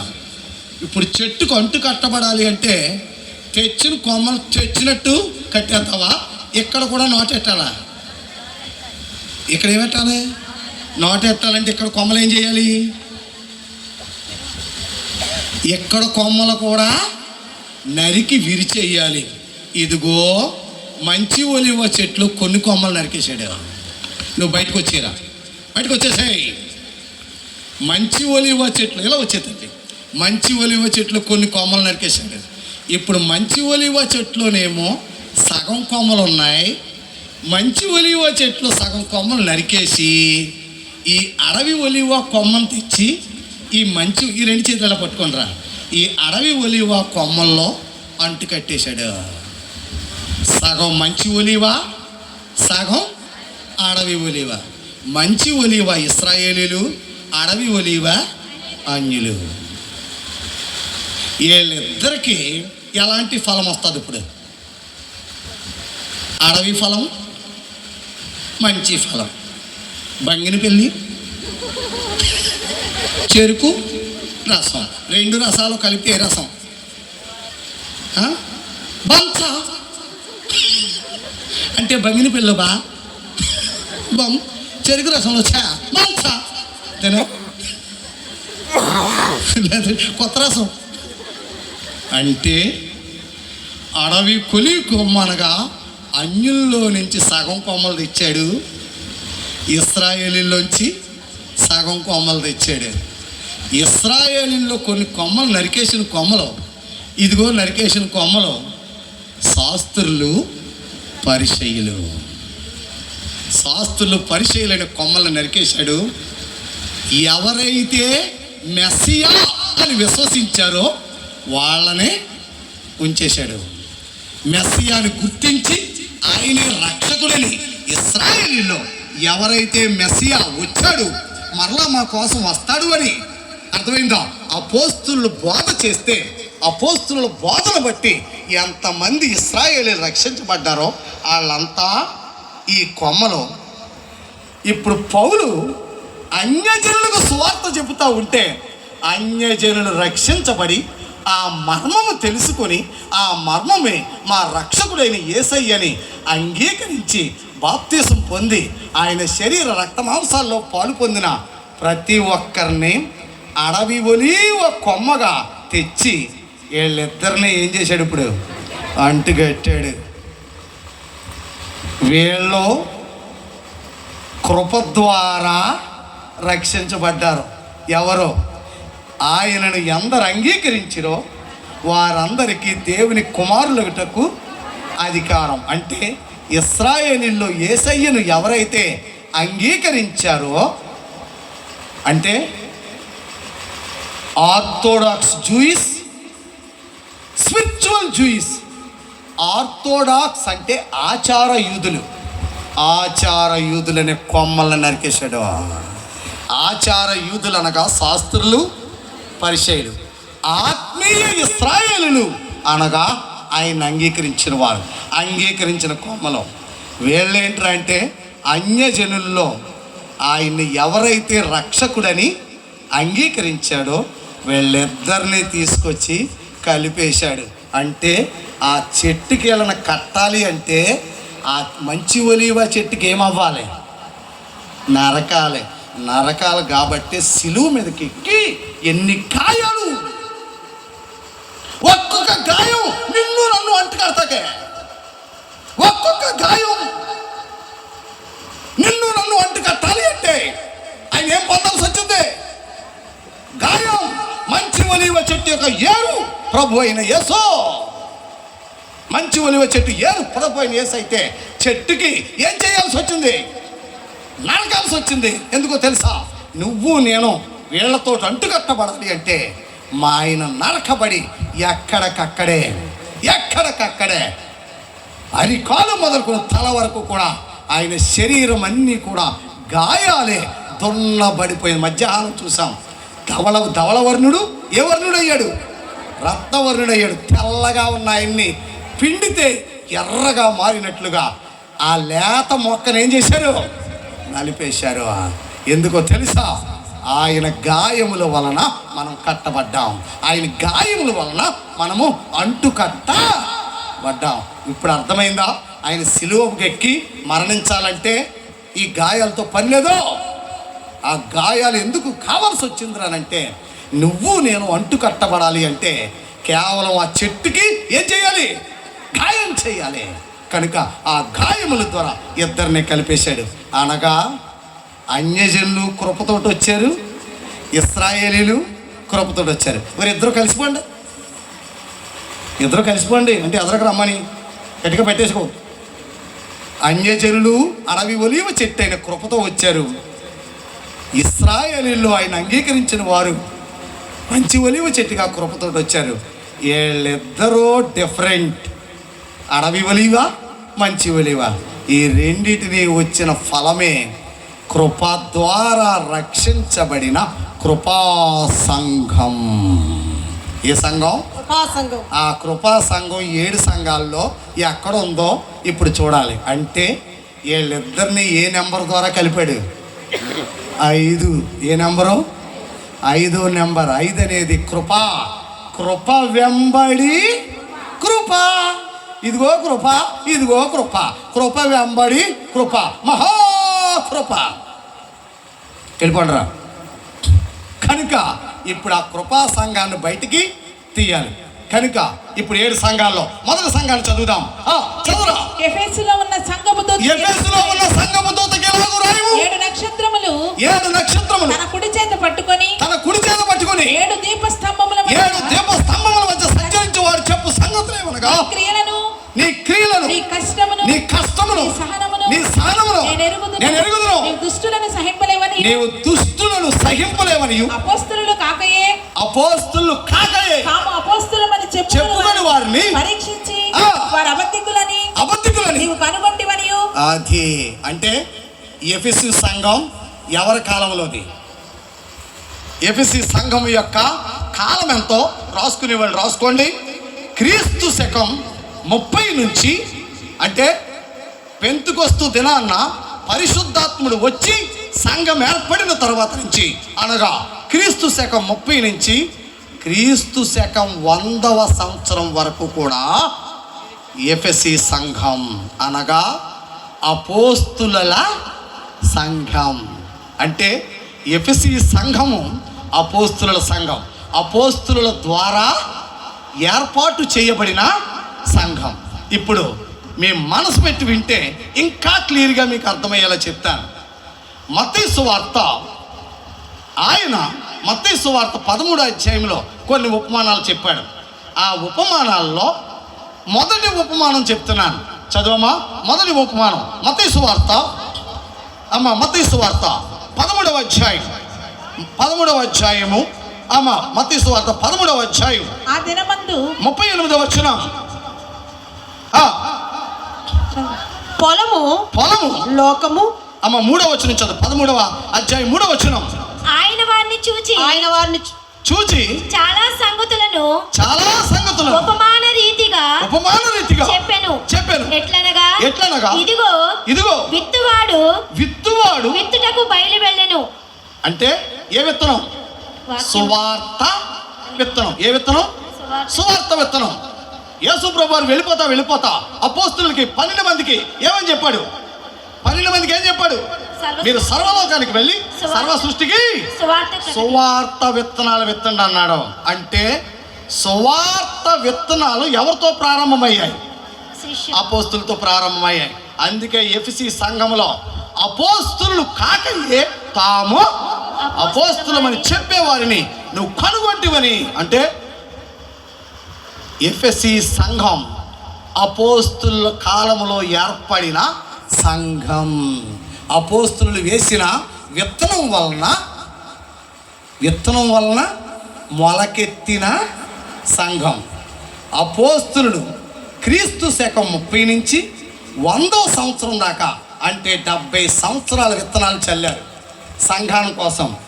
ఇందులో కొన్ని మంచి నేలలు పడ్డాయి, కొన్ని త్రోవ పక్కన పడ్డాయి, కొన్ని రాతి నేలలు పడ్డాయి, కొన్ని ముళ్ళ పొదలో పడ్డాయి, కొన్ని మంచి నేలన పడ్డాయి. అంటే రాతి నేల, ముళ్ళ తొప్ప, అర్థమైందా? త్రోవ పక్కన అనేది అపోస్తుల్ని అనేక మంది హింస పెట్టి, అనేక హింసలు పొంది, అర్థమైందా? అనేక రకరకాలుగా, అర్థమైందా? అపోస్తులు మరి కొంతమంది వచ్చారు, కొంతమంది రకరకాలైనటువంటి బోధలు వచ్చి, ఇటువంటి శరణ్యువు కూడా వచ్చి ఎన్నో విత్తనాలు ముళ్ళ తుప్పల్లో అయిపోయినాయి, రాతి నెలలు అయిపోయినాయి, కొన్ని విత్తనాలు తోపక్కన పడి పక్షులు ఎత్తుకుపోయాయి. కానీ అపోస్తులు వేసిన విత్తనాలు 30 దంతులుగా, 60 దంతులుగా, 100 దంతులుగా ఫలించి ఎఫెసీ సంఘం 100వ సంవత్సరానికి 70 సంవత్సరాల్లో సువార్త విత్తనం 100వ సంవత్సరానికి ఎఫెసీ సంఘం అనగా అపోస్తుల కాలం, ఎఫెసీ సంఘ కాలం అనగా అపోస్తుల కాలంలో సంఘము 100వ సంవత్సరానికి 30 దంతులు, 60 దంతులు నీరు ఫలించింది. ఇప్పుడు రెండవ సంఘం ఏంటి? స్మరణ సంఘ కాలం. రాసుకో. స్మరణ సంఘ కాలం 100 నుంచి, అనగా క్రీస్తు శకం 100 నుంచి 312వ సంవత్సరం వరకు కూడా స్మరణ కాలం, స్మరణ సంఘ కాలం. స్మరణ సంఘ కాలంలో ఏం జరిగిందో చదవరా. మొదటి వాడను కడపటి వాడనైనా మృతుడై మరలా బ్రతికిన వాడు చెప్పు సంగతులేవనగా నీ శ్రమను, అంటే నీ శ్రమను, దరిద్రతను, అంటే 100వ సంవత్సరం నుంచి 312 వరకు ఏం కలిగాయి?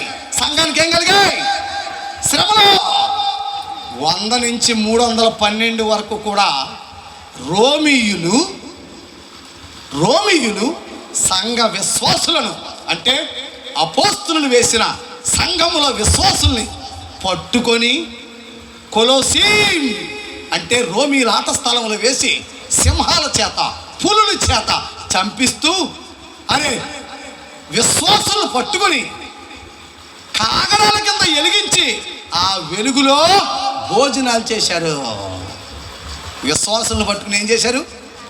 కాగడాల కింద వెలిగించి ఆ కాగడా వెలుగులో ఏం చేశారు? రోమీలు భోజనాలు చేశారు. కొంతమందిని పట్టుకొని నిలువున బతుకుండగానే చెట్లు కట్టి వారి బతుకుండగానే చర్మాలు వలిచేశారు.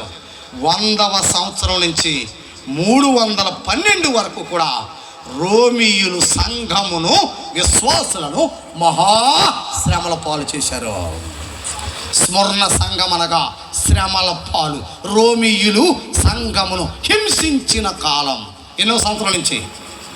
క్రీస్తు శకం 100 నుంచి 312 వరకు ఇది స్వర్ణ కాలం, అనగా సంఘమునకు శ్రమ కాలం, రోమీయుల కాలం. రోమీయుల యొక్క చిహ్నం గెద్ద. ఏ గెద్ద? గెద్ద ముక్కు ఎలా ఉంటుంది? చాలా వాడిగా ఉంటుంది. గెద్ద కళ్ళు ఎలా ఉంటాయి? బెర్రగా నిగనిగలాడుతూ ఉంటాయి. గెద్ద చచ్చిన దానికంటే కూడా దేన్ని ఎక్కువగా ఇష్టపడి తింటుంది? బతుకున్న దాన్ని అది ఏడుస్తూ ఉంటే పొడుచుకు తింటూ ఉంటుంది. రోమీయులు కూడా విశ్వాసుల్ని, సంఘ విశ్వాసుల్ని కొలసీములో ఎత్తే పులులు, సింహాలు వాళ్ళని ముక్కలు చేసుకుని తింటూ ఉంటుంటే నాలుగులు చాసుకుని వాళ్ళ రక్తం చూసి వీళ్ళు ఆనందించేవారు. అంత భయంకరమైన హింసలు అనుభవించింది సంఘం, ఆదిమ సంఘం. రోమీయుల కాలం 100 నుంచి 312. సింగ్ ధర్మపురి వెళ్ళాడు.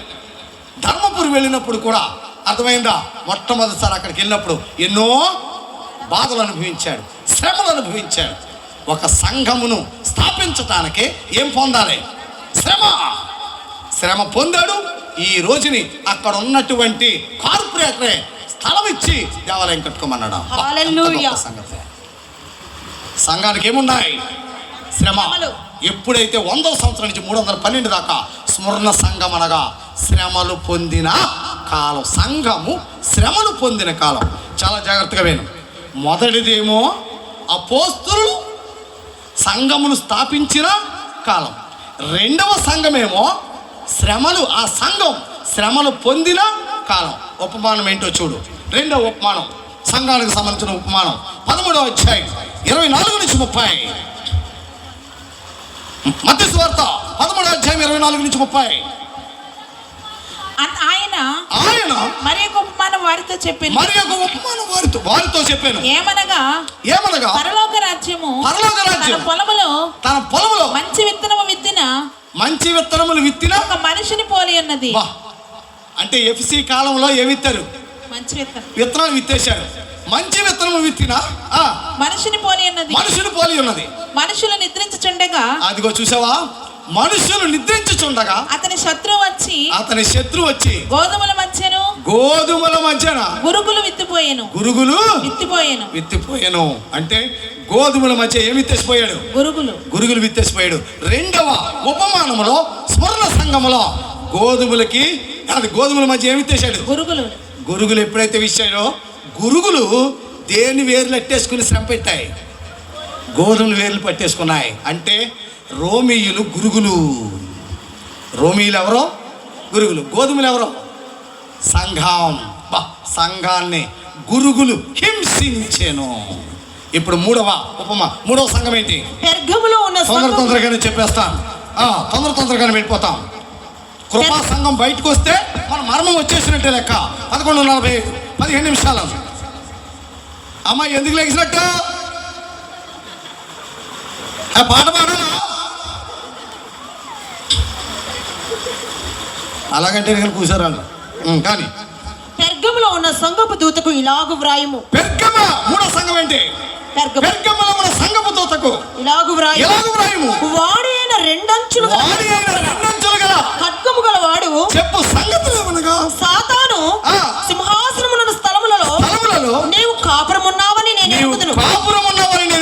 మరియు సాతాను కాపురమున్న ఆ స్థలములో సాతాను కాపురమున్న స్థలములో నా యందు విశ్వాసి అయ్యుండి నా యందు విశ్వాసి విశ్వాసయుండి నన్ను గూర్చి సాక్షి అయి అబ్బా సాక్షి అయినా ఆ. అంత్య అయిన వాడు మీ మధ్యను చెప్పబడిన దినములలో నీవు నా నామమును గట్టిగా చేపట్టి అంటే రోమీలు హింసించిన కాలం తర్వాత 3వ సంఘ కాలములకు వచ్చేసాం. 3వ సంఘ కాలం అనగా 312 నుంచి 606వ సంవత్సరం. ఈ ఉపమానం ఏంటో తెలిస్తే ఈ సంఘ కాలం ఏంటో బయటకు వస్తుంది. 3వ ఉపమానం మత్తయి సువార్త 13వ అధ్యాయం 31 నుంచి 32. ఉపమానము వారితో చెప్పెను. మత్తయి సువార్త 13వ అధ్యాయం 31 నుంచి 32. పరలోక రాజ్యము ఒకడు తీసుకొని తన పొలములో విత్తిన ఆవగించను పోలి ఉన్నది. అది విత్తనములన్నిటిలో చిన్నదైనా పెరిగినప్పుడు కూర మొక్కలన్నిటిలో పెద్దదై. అంటే ఎప్పుడైనా సరే శ్రమలు ఎప్పుడు వస్తాయో అప్పుడు సంఘం ఏమవుతుంది? పెద్దదైపోద్ది. సంఘం ఎప్పుడు శ్రమల్లో నుంచే విస్తరిస్తుంది. రోమియులు సంఘాన్ని ఎంత చంపేస్తే సంఘము అంత పెద్దదైపోయింది. ఇప్పుడు కూడా ప్రభుత్వం ఎంత హింసిస్తుందో అంతగా క్రైస్తత్వం ఏమైపోతుంది? పెరిగిపోతుంది. శ్రమలు తరువాత 312 నుంచి 606 వరకు కూడా సంఘం ఏమైపోయింది? శ్రమల్లో నుంచి పెద్దదైపోయింది. అంటే ఆవ చెట్టు ఆవ గింజ ఏమైపోయింది? మహావృక్షం అయిపోయింది. సంఘం పెరిగిపోయింది. సంఘం విస్తరించేసింది. విస్తరించిన వెంటనే ఏం జరిగింది? పెద్దదై ఆకాశ పక్షులు వచ్చి దాని కొమ్మల యందు నివసించినంత చెట్టగును. సంఘం పెద్దదయ్యేటప్పటికి ఏమొచ్చేసాయి దాని మీదకి? ఆకాశ పక్షులు. పొద్దున చెప్పాను, పక్షులు వచ్చితే ఏమవుతుంది? నష్టం. అంటే ఆకాశ పక్షులు అనగా తప్పుడు సిద్ధాంతాలు వచ్చేసాయి సంఘంలోకి. సంఘం ఎప్పుడైతే పెరిగిపోయిందో ఏ సిద్ధాంతం వచ్చేసింది? తప్పుడు సిద్ధాంతం వచ్చేసింది. ఏ తప్పుడు సిద్ధాంతం రా అంటే సంఘం ఎప్పుడైతే వచ్చిందో ఏంటి తప్పుడు సిద్ధాంతం? నీటి బాప్తిస్మే తీసుకోవాలని ఒకడు, బాప్తిజం అంటే ముంచుడు కాబట్టి ముంచాలంటాడు ఒకడు.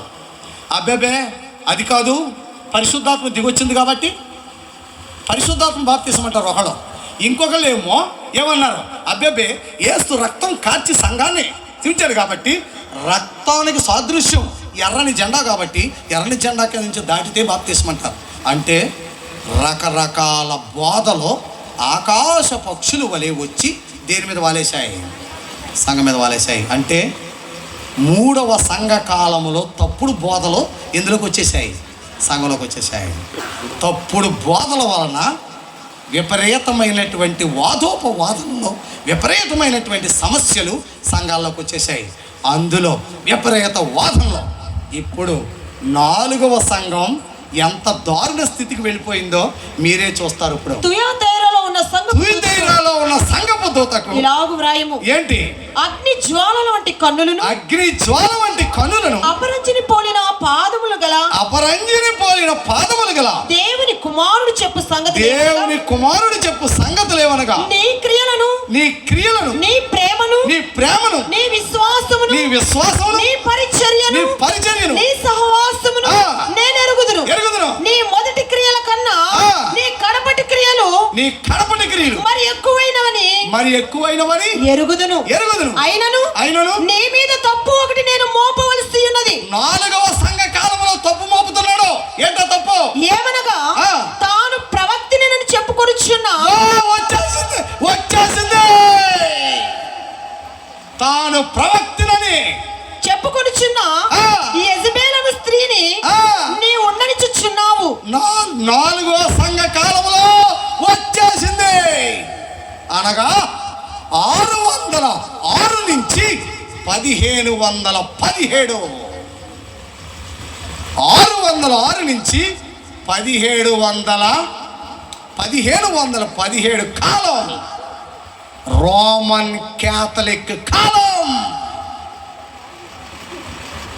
ఏ కాలం? రోమన్ క్యాథలిక్ కాలంలో ఎవరో యేసయ్యకు ప్రాధాన్యత తగ్గింది, వాళ్ళ అమ్మకి ప్రాధాన్యత వచ్చింది. యేసయ్యకు ప్రాధాన్యత తగ్గింది, వాళ్ళ అమ్మకి ప్రాధాన్యత వచ్చింది. యేసయ్య నామాన్ని కాదు ప్రార్థన చేయటం. ఎవరిని అడుగుతున్నారు ఇప్పుడు?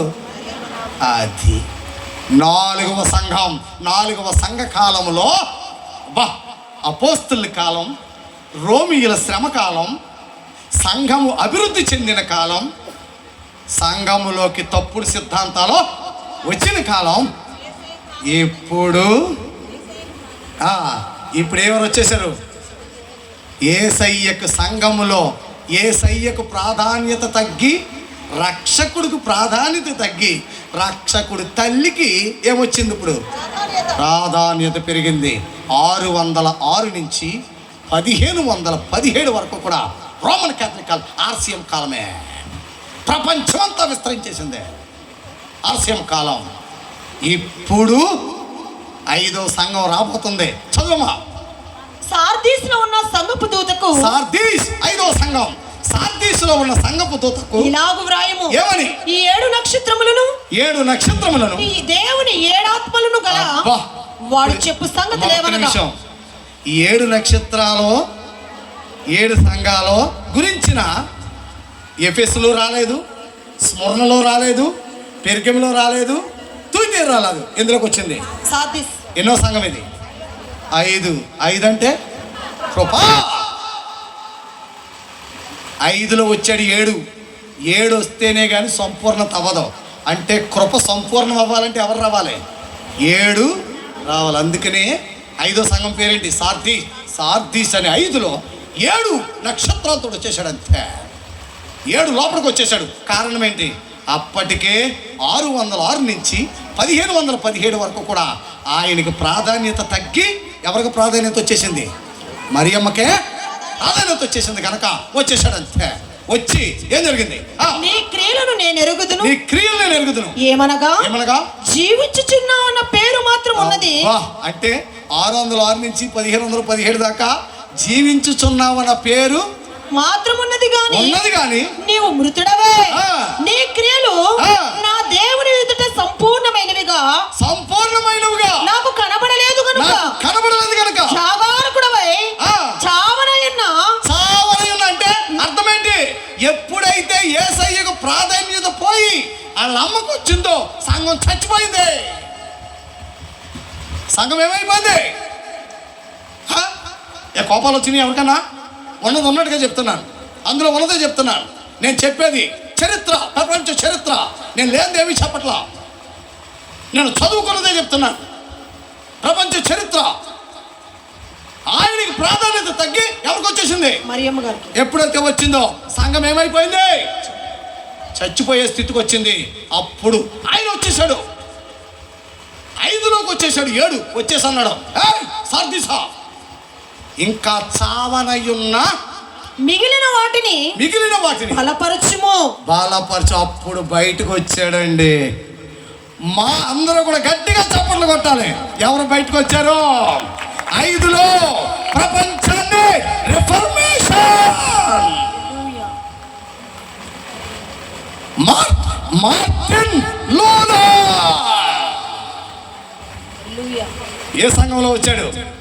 5 మార్టిన్ లూథర్. ఆయన రాకపోతే ఈ రోజుని ప్రొటెస్టెంట్ సంఘాలన్నింటికి కూడా ఏమి లేదు, చేతిలో బైబిలు లేదు. ఈ రోజుని అలాంటి లూథర్ మిషన్ సంఘాన్ని ఎలా పడితే అలా తిడుతున్నారు, ఎలా పడితే అలా విమర్శిస్తున్నారు, ఎన్ని రకాలుగా చేస్తున్నారు. అప్పుడు వచ్చాడు 5వ సంఘంలో చావనయున్న దాన్ని బతికించడానికి మార్టిన్ లూథర్ లేచి ఆర్సిఎంని 95 సిద్ధాంతాలతోటి తలుపు కొట్టేసే వాళ్ళు చేసే పాప పరిహార పత్రికలను. అంటే ఇప్పుడు మా తాత చచ్చిపోయాడు. మా తాత పరలోకంలో ఉన్నాడో నరకంలో ఉన్నాడో నాకు తెలియదు. వాళ్ళు ఏం చేశారో తెలుసా? 95 సిద్ధాంతాల్లో మీ తాత పరలోకంలో ఉన్నాడో నరకంలో ఉన్నాడో నీకు తెలియదు కాబట్టి నరకంలోనే ఉన్నాడు అనుకుందాం.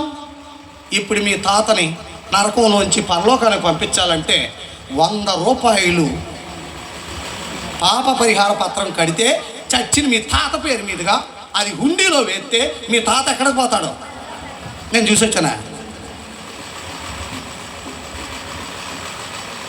అది అంత భయంకరమైనటువంటి వాటిలో నుంచి మార్టిన్ లూథర్ బయటకు వచ్చి ఆర్సిఎం తప్పుడు సిద్ధాంతాలన్నింటినీ కూడా 95 సిద్ధాంతాలు ఖండించి అంతే అక్టోబర్ 31వ తారీఖున రిఫర్మేషన్ వా అంతే పునరుద్ధరించుకునే సంఘం మార్టిన్ లూథర్ ద్వారా ఏమొచ్చేసింది? రిఫర్మేషన్. అంతే మతోద్ధారణ. మతోద్ధారణ ఎందులో జరిగింది? 5లో. అర్థమైందా? ఎవరు వచ్చారు 5లోకి?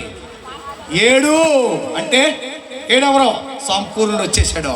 సంపూర్ణుడు ఎప్పుడైతే వచ్చాడో మతము మళ్ళా సంఘం మళ్ళా ఏమైంది? ఉద్ధరించబడి మార్టిన్ లూథర్ ద్వారా ప్రపంచమంతా ప్రొటెస్టెంట్, క్యాథలిక్, ప్రొటెస్టెంట్. క్యాథలిక్ వేరైపోయింది, ప్రొటెస్టెంట్ అంతా కూడా ప్రపంచం విస్తరించేసింది.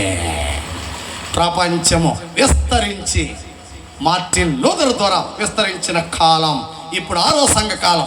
అమ్మ చదువు 5 చదువురా. 13వ అధ్యాయం ఉపమానం చదువు.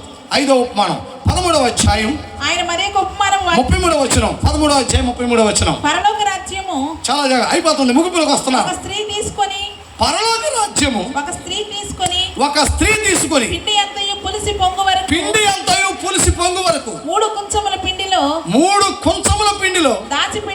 దాచిపెట్టిన పుల్లని పిండిని పోలి ఉన్నది. అంటే సంఘం ఏమైంది? పులిసిపోయింది. ఇప్పుడు ఆ పులిసిపోయిన సంఘాన్ని ఏం చేశాడు? ఇప్పుడు అది రిఫర్మేషన్ ద్వారా దాన్ని బయటికి తీసుకొచ్చాడు. 34వ వచనం 13:34. నేను నా నోరు తెరిచి 13:34 ఉపమాన రీతిగా బోధించేదను. 13:44. పరలోక రాజ్యము పొలములో దాచబడిన ధనమును పోలి ఉన్నది. ఒక మనుషుడు ఎవరో మనుషుడు మార్టిన్ లూథర్. ఎవరో మనుషుడు మార్టిన్ లూథర్ ఒక మనుషుడు దానిని కనుగొని దాచిపెట్టి అది దొరికిన సంతోషముతో వెళ్ళి తనకు కలిగినదంతయు అమ్మి పొలమును కొనును. వా అంటే ఇప్పుడు మార్టిన్ లూథర్ ద్వారా సంఘం ఏమైంది? ఇప్పుడు ప్రపంచమంతా విస్తరించింది. 6వ ఉపమానాలకు రారా, 6వ సంఘానికి రా. ముగించేస్తున్నాను. ఫిలదెల్ఫియాలోని ఉన్న సంఘపు దూతకు ఇలాగు వ్రాయము. దావీదు తాళపు చెవి కలిగి ఎవడును వేయలేకుండా తీయువాడును ఎవడును తీయలేకుండా వేయువాడును సత్యస్వరూపియగు పరిశుద్ధుడు చెప్పు సంగతులు ఏమనగా నీ క్రియలను నేను ఎరుగుదును. నీకున్న శక్తి కొంచెమై ఉండినను. అబ్బా, నీకున్న శక్తి కొంచెమై ఉండినను నీవు నా వాక్యమును గైకొని నా నామము ఎరుగనలేదు. ఇదిగో తలుపు నీ ఎదుట తీసి ఉంచి ఉన్నాను. సంఘానికి ఏం తీసేశాడు? ప్రపంచానికి తిరగటానికి, ప్రపంచానికి సువార్త వెళ్ళిపోవటానికి ఏం తెరిచేశాడు? తలుపు తెరిచాడు. ఇప్పుడు ప్రపంచానికి సువార్తను తీసుకొచ్చింది ఎవరో? మార్టిన్ లూథర్ ద్వారా ప్రపంచానికి తలుపు తెరిచేశాడు. ప్రొటెస్టెంట్ సంఘాలకే సువార్తను తెచ్చింది ఎవరో? మిషనరీ. అంటే 6వ సంఘ కాలం మిషనరీల కాలం. అంటే ఫాదర్ హయ్యర్. మన దేశానికి వచ్చిన మొట్టమొదటి మిషనరీ ఎవరో? William Carey, Baptist missionary. William Carey మన దేశానికి వచ్చిన మొట్టమొదటి మిషనరీ. మన ఆంధ్రాకు వచ్చిన మొదటి మిషనరీ ఫాదర్ హయ్యర్.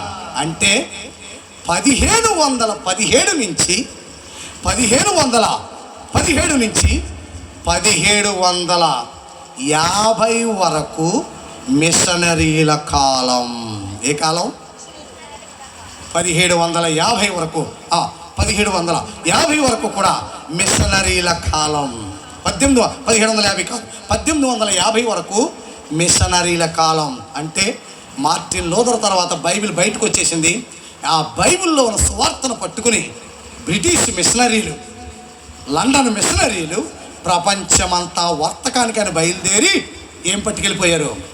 సువార్తను పట్టుకెళ్ళి ప్రపంచమంతా సువార్తీకరణ చేశారు.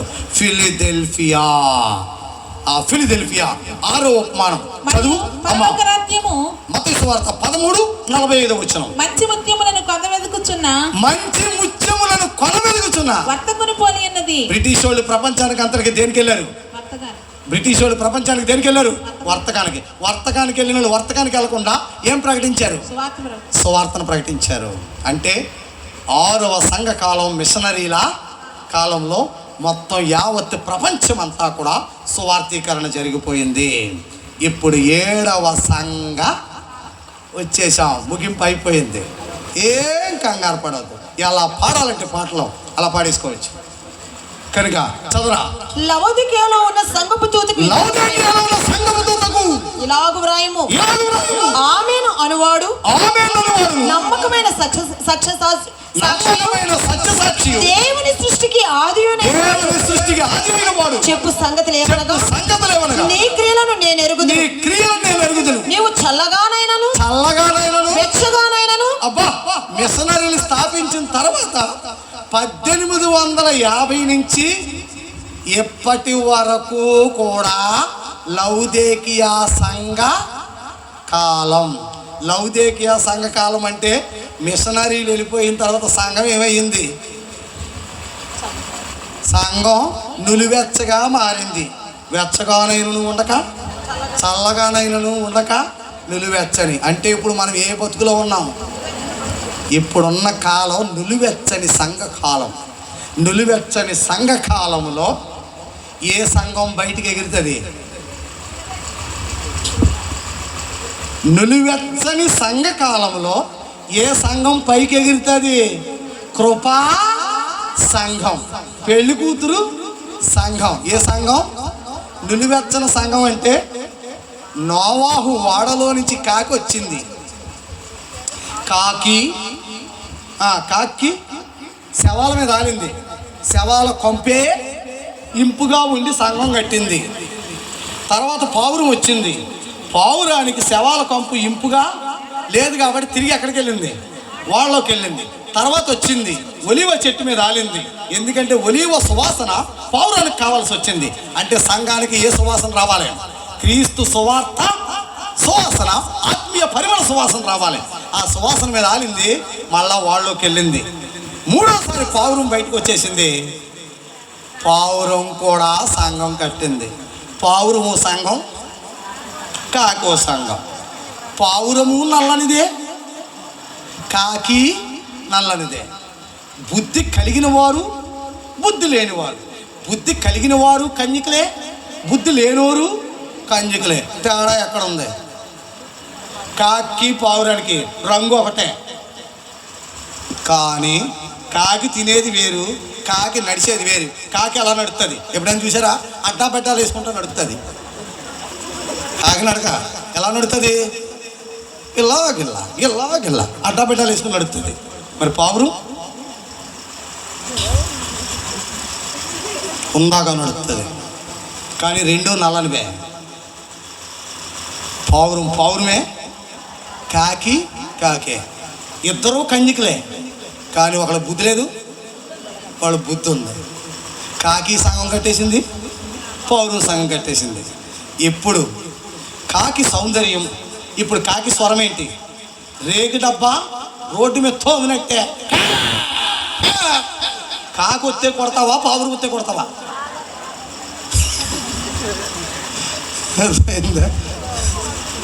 చెప్పు, అసలు ఆలోచన చేయి. కాకొత్త కొడతావా, పావురుత్త కొడతావా? అర్థమైందా? శవాల మీద ఆ పిండాలు తింటాక ఏమొస్తాయి? పావురాలు వస్తాయా, కాకులు వస్తాయా? చూసావా? మరి పావురు ఆ శ్రేష్టమైన వాటినే తింటుంది. విశ్వాసి లక్షణం అది. విశ్వాసి యొక్క లక్షణం శ్రేష్టమైనదే తినాలి. ఆ శ్రేష్టమైనది తినాలి అని చెప్పి డిబేట్లు ఎట్టుకోవాల్సిన పనేమి లేదు. శ్రేష్టమైంది తినటం అనేది పరిశుద్ధాత్ముడు లోపడుండే మనకే చెప్పేస్తాడు. తినొద్దనో దానికోసం పెద్ద డిబేటు.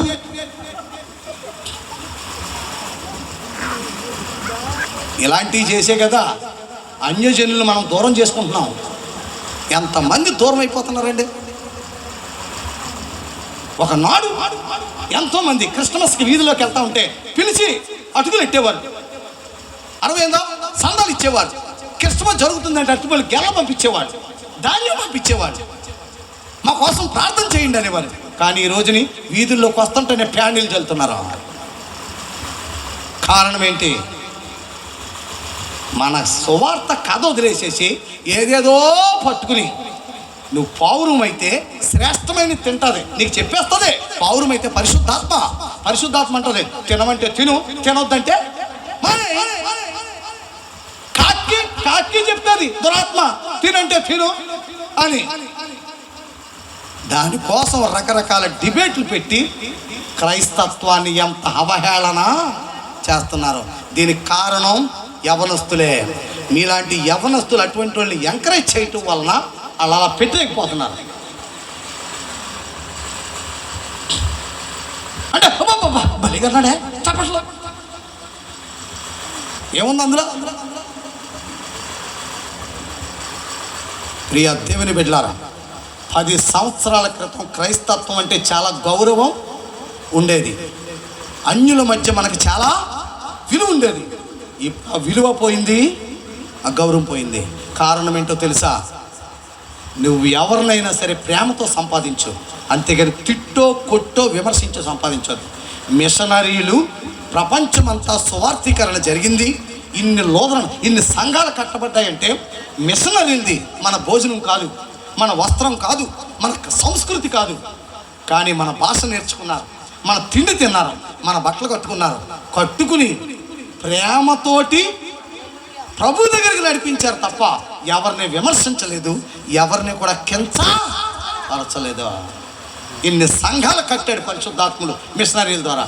కానీ వీళ్ళు పరిశుద్ధాత్మతోట దురాత్మతోటి అందరినీ దూరం చేసేస్తున్నారు. దురాత్మను ఆవరించేసి దురాత్మతోటి ఏం చేస్తున్నారు వీళ్ళు? అందరినీ ఎవరినైనా సరే మనం ప్రేమతోటి రక్షణలోనికి నడిపించాలి. మన మార్గం ఏ మార్గం?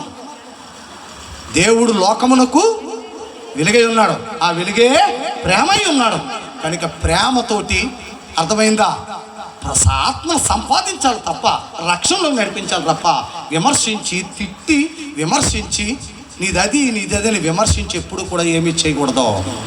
ఈ రోజున క్రైస్తత్వం హేళన అయిపోయింది. అది కాకి బ్రతుకు, పావురం బ్రతుకు నిజమైన విశ్వాసి. కనుక పావురము సంఘం కట్టేసింది, కాకి సంఘం వెచ్చనిది చల్లనిది. ఉంటే వెచ్చగా ఉండు, లేదా అలాగా ఉండు. ఇప్పుడు నులివెచ్చని బ్రతుకు, అందుకని ఉమ్మేస్తాను అన్నాడు. ఏమన్నాడు? అయితే లౌదేకియాలో గురించి చదివే ముగించేస్తాను. వెంకటరావు గారు ముగిస్తాను అని చెప్పేసి ఎంత టైం చూడు,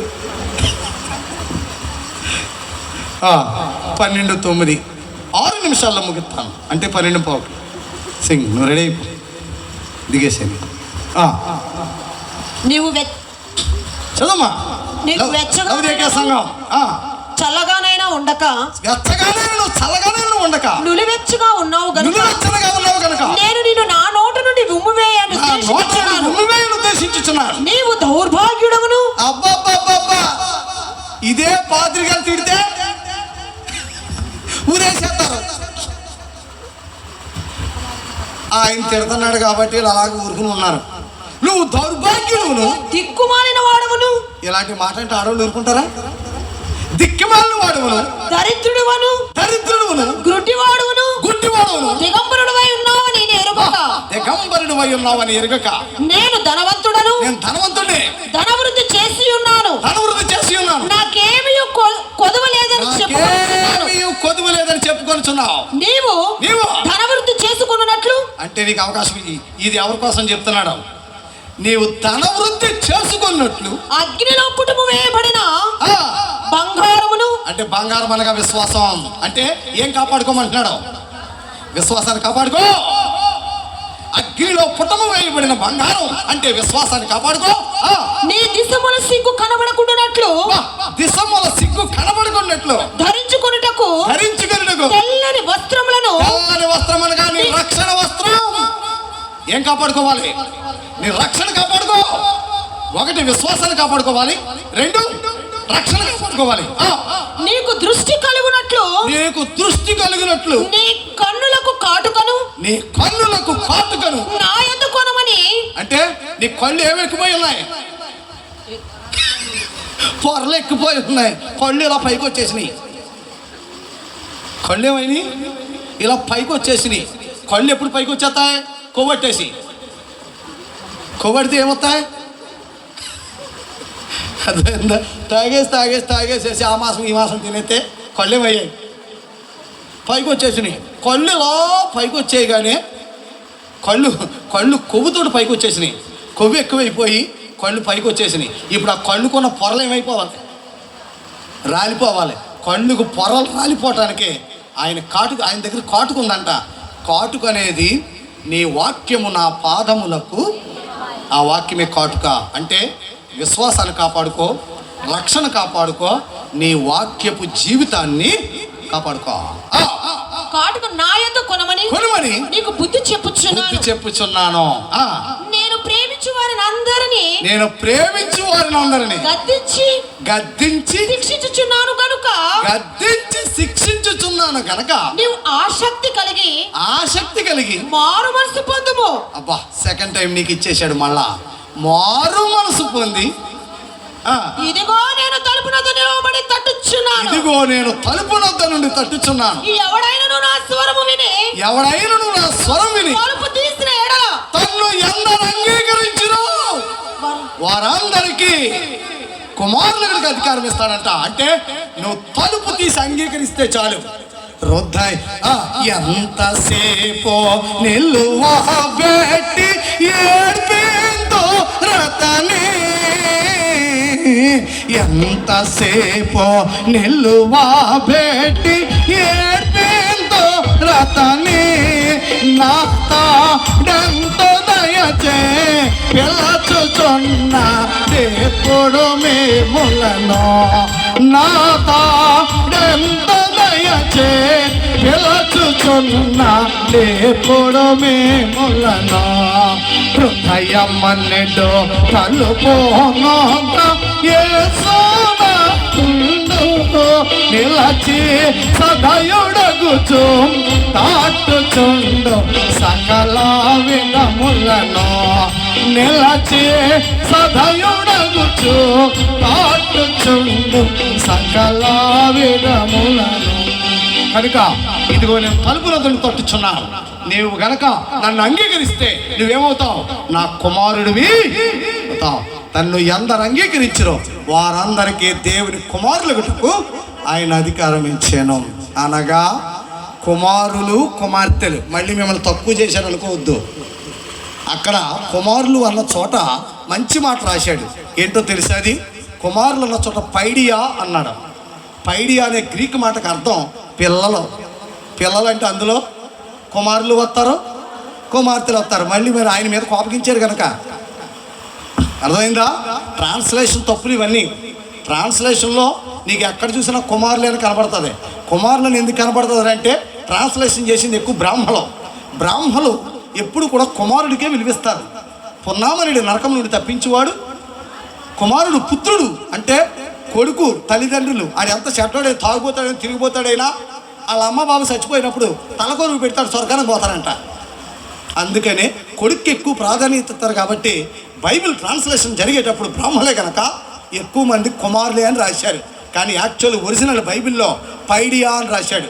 గ్రీక్ బైబిల్లో పైడియా అనగా ఎక్కడ చూసిన పిల్లలే అన్నాడు, కానీ కుమారులు కుమార్తెలు అనలేదు. పిల్లలంటే ఆడపిల్లలు ఉన్నారు, మగ పిల్లలు ఉన్నారు. పిల్లలు అంటే ఆయన సొత్తు. తను ఎందరు అంగీకరించిన వారు దేవుని పిల్లలగుటకు ఆయన అధికారం ఇచ్చేశాడు. అంటే ఆయన్ని నిలువెచ్చని ఈ సంఘ పరిస్థితులలో, ఈ లౌదేకియా కాలంలో ఆయన్ని అంగీకరించిన వారనగా సిలువ దగ్గరకు వచ్చి మధ్యాహ్నం చూసాం తేరి చూసి, ప్రభువా నేను పాపిని అని సిలువ వైపు చూసి పశ్చాత్తాపడిన వాడే మీద ఆయన కృప కుమ్మరించి ఆయన పిల్లవాడవుతాడు. అంటే ఆయన అంగీకరించిన పిల్లలంతా ఏ సంఘం? కృపా సంఘం, పౌరపు సంఘం, బుద్ధి కలిగిన సంఘం. అంటే రేపు ఎత్తబడే సంఘం లౌదేకియా అనేటువంటి కాలంలో కృపలో ఉన్నవారే ఎత్తబడతారు. నీవు ఆ కృపలో ఉన్న పౌరపు సంఘంలో ఉన్నావు, బుద్ధి కలిగిన సంఘంలో ఉన్నావు, లేదా కాకిలాగా ఉన్నావు, లేకపోతే బుద్ధి లేని పెళ్లి కూతురులాగా ఉన్నావో నీకే వదిలేశాడు. అంటే విశ్వాసాన్ని కాపాడుకుంటావో, వాక్యాన్ని కాపాడుకుంటావో, రక్షణ కాపాడుకుంటావో, ఆయన్ని అంగీకరిస్తావో, అంగీకరించి విశ్వాసాన్ని కాపాడుకున్నటువంటి వారే కృపా సంఘం. ఆ కృపా సంఘం పేరే పెండ్లి కుమార్తె సంఘం. ఆ కృపా సంఘం పేరే నల్లని పౌరపు సంఘం. నేను నల్లని దాననైనను సౌందర్యవంతురాలను. కారణం ఏంటంటే నేను ఎండ తగిలిన దాన్ని. ఎండ ఎక్కువైపోయి వెంకటరావు గారిలాగా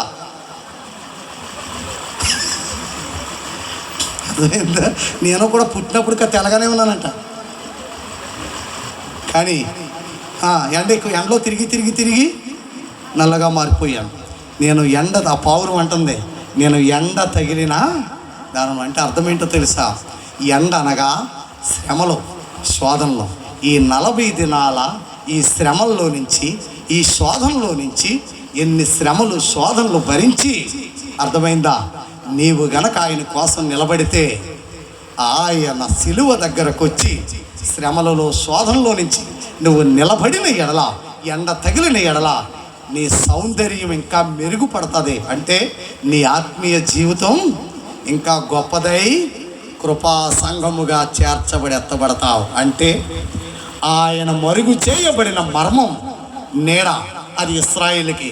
ఆ నీడలో మధ్యాహ్నం కనిపించాడు. ఎర్రని సర్పముగా, ఆదాముగా, ఎర్రని రంగుగా, ఆయన నిజ స్వరూపముగా, ఆయన మానవ రక్త దేహంతో బయటకు వచ్చి రక్షకుడుగా సిలువకెక్కి ఆ మర్మమును బయలుపరిచి యేసు క్రీస్తు అనే రక్షకుడు రూపంలో నేను విడిపించడానికి వచ్చాడు. ఇప్పుడు ఆయన రక్షకుడుగా యేసుక్రీస్తు రూపంలో శరీరధారిగా వచ్చిన ఆయన ఇప్పుడు విప్పబడినటువంటి ఆ సంఘం అనగా కృపా సంఘం, పెండ్లి కుమార్తె సంఘం, బుద్ధి కలిగిన సంఘం. సంఘము ఎత్తబడిన తర్వాత 3వ ప్రపంచ యుద్ధములో నుంచి ఏమి ఎత్తబడిపోద్ది? కృపా సంఘం, కృప ద్వారా రక్షించబడిన సంఘం. లేచి నిలబడదామా? ఒక్క నిమిషం. 2 గంటల 10 నిమిషాలు వాక్యం విన్నావు, 2 గంటల 20 నిమిషాలు వాక్యం విన్నావు. ఒక్క 2 నిమిషాలు చాలు నిన్ను నువ్వు పరిశీలించుకోవటానికి. 2 నిమిషాలు. ఎక్కడి నుంచి అడుగు పెట్టొద్దు బయటికి. ఎందుకంటే ముగింపు పాత్ర ముగిస్తున్నాం. ఎప్పటి వరకు నువ్వు నిండిపోయావు, వాక్యముతో నిండిపోయావు. ఇప్పుడు ఆ వాక్యం బయట పడకుండా నీ మీద ఇదిగో మూత వేయబోతున్నాం. కనుక 2 నిమిషాలు బయటికి వెళ్ళొద్దు. ప్రియ సోదరి సోదరుడా, ఇంతవరకు విన్నటువంటి వాక్యంలో ఆ మరుగు చేయబడిన మర్మమైనటువంటి శరీరధారి అయినటువంటి యేసుక్రీస్తు నీ కోసం రక్షకుడిగా వచ్చాడు. ఇదిగో ఆయన సిలువలో ఉన్నాడు. సిలువలో ఉన్నటువంటి ఆయన ముందు నిలబడటానికి, చూడటానికి సిలువ దగ్గరకు వచ్చావా? ఈ లౌదేకియా సంఘ కాలంలో సిలువ దగ్గరకు వచ్చి ప్రభువా నేను పాపాత్ముని అని తల పైకెత్తుకుని పశ్చాత్తాప్తుడవై తండ్రి నిన్ను తేరు చూస్తున్నాను, నీ కృపను నా మీద కుమ్మరించమని అడుగు. తన్ను ఎందరు అంగీకరించిన వారందరికీ దేవుని పిల్లలకు ఆయన అధికారం ఇచ్చాడు. కనుక ఆ సిలువ ఎదుటికి వచ్చి ఆయనను నువ్వు అంగీకరించిన ఎడల పెండ్లి కుమార్తె సంఘములో, పౌరపు సంఘములో, కృప ద్వారా రక్షించబడిన సంఘములో నువ్వు చేరి ఉంటావు. ఇదిగో 3వ ప్రపంచ యుద్ధము తర్వాత ఎత్తబడే సంఘమే కృపా సంఘం. కృపా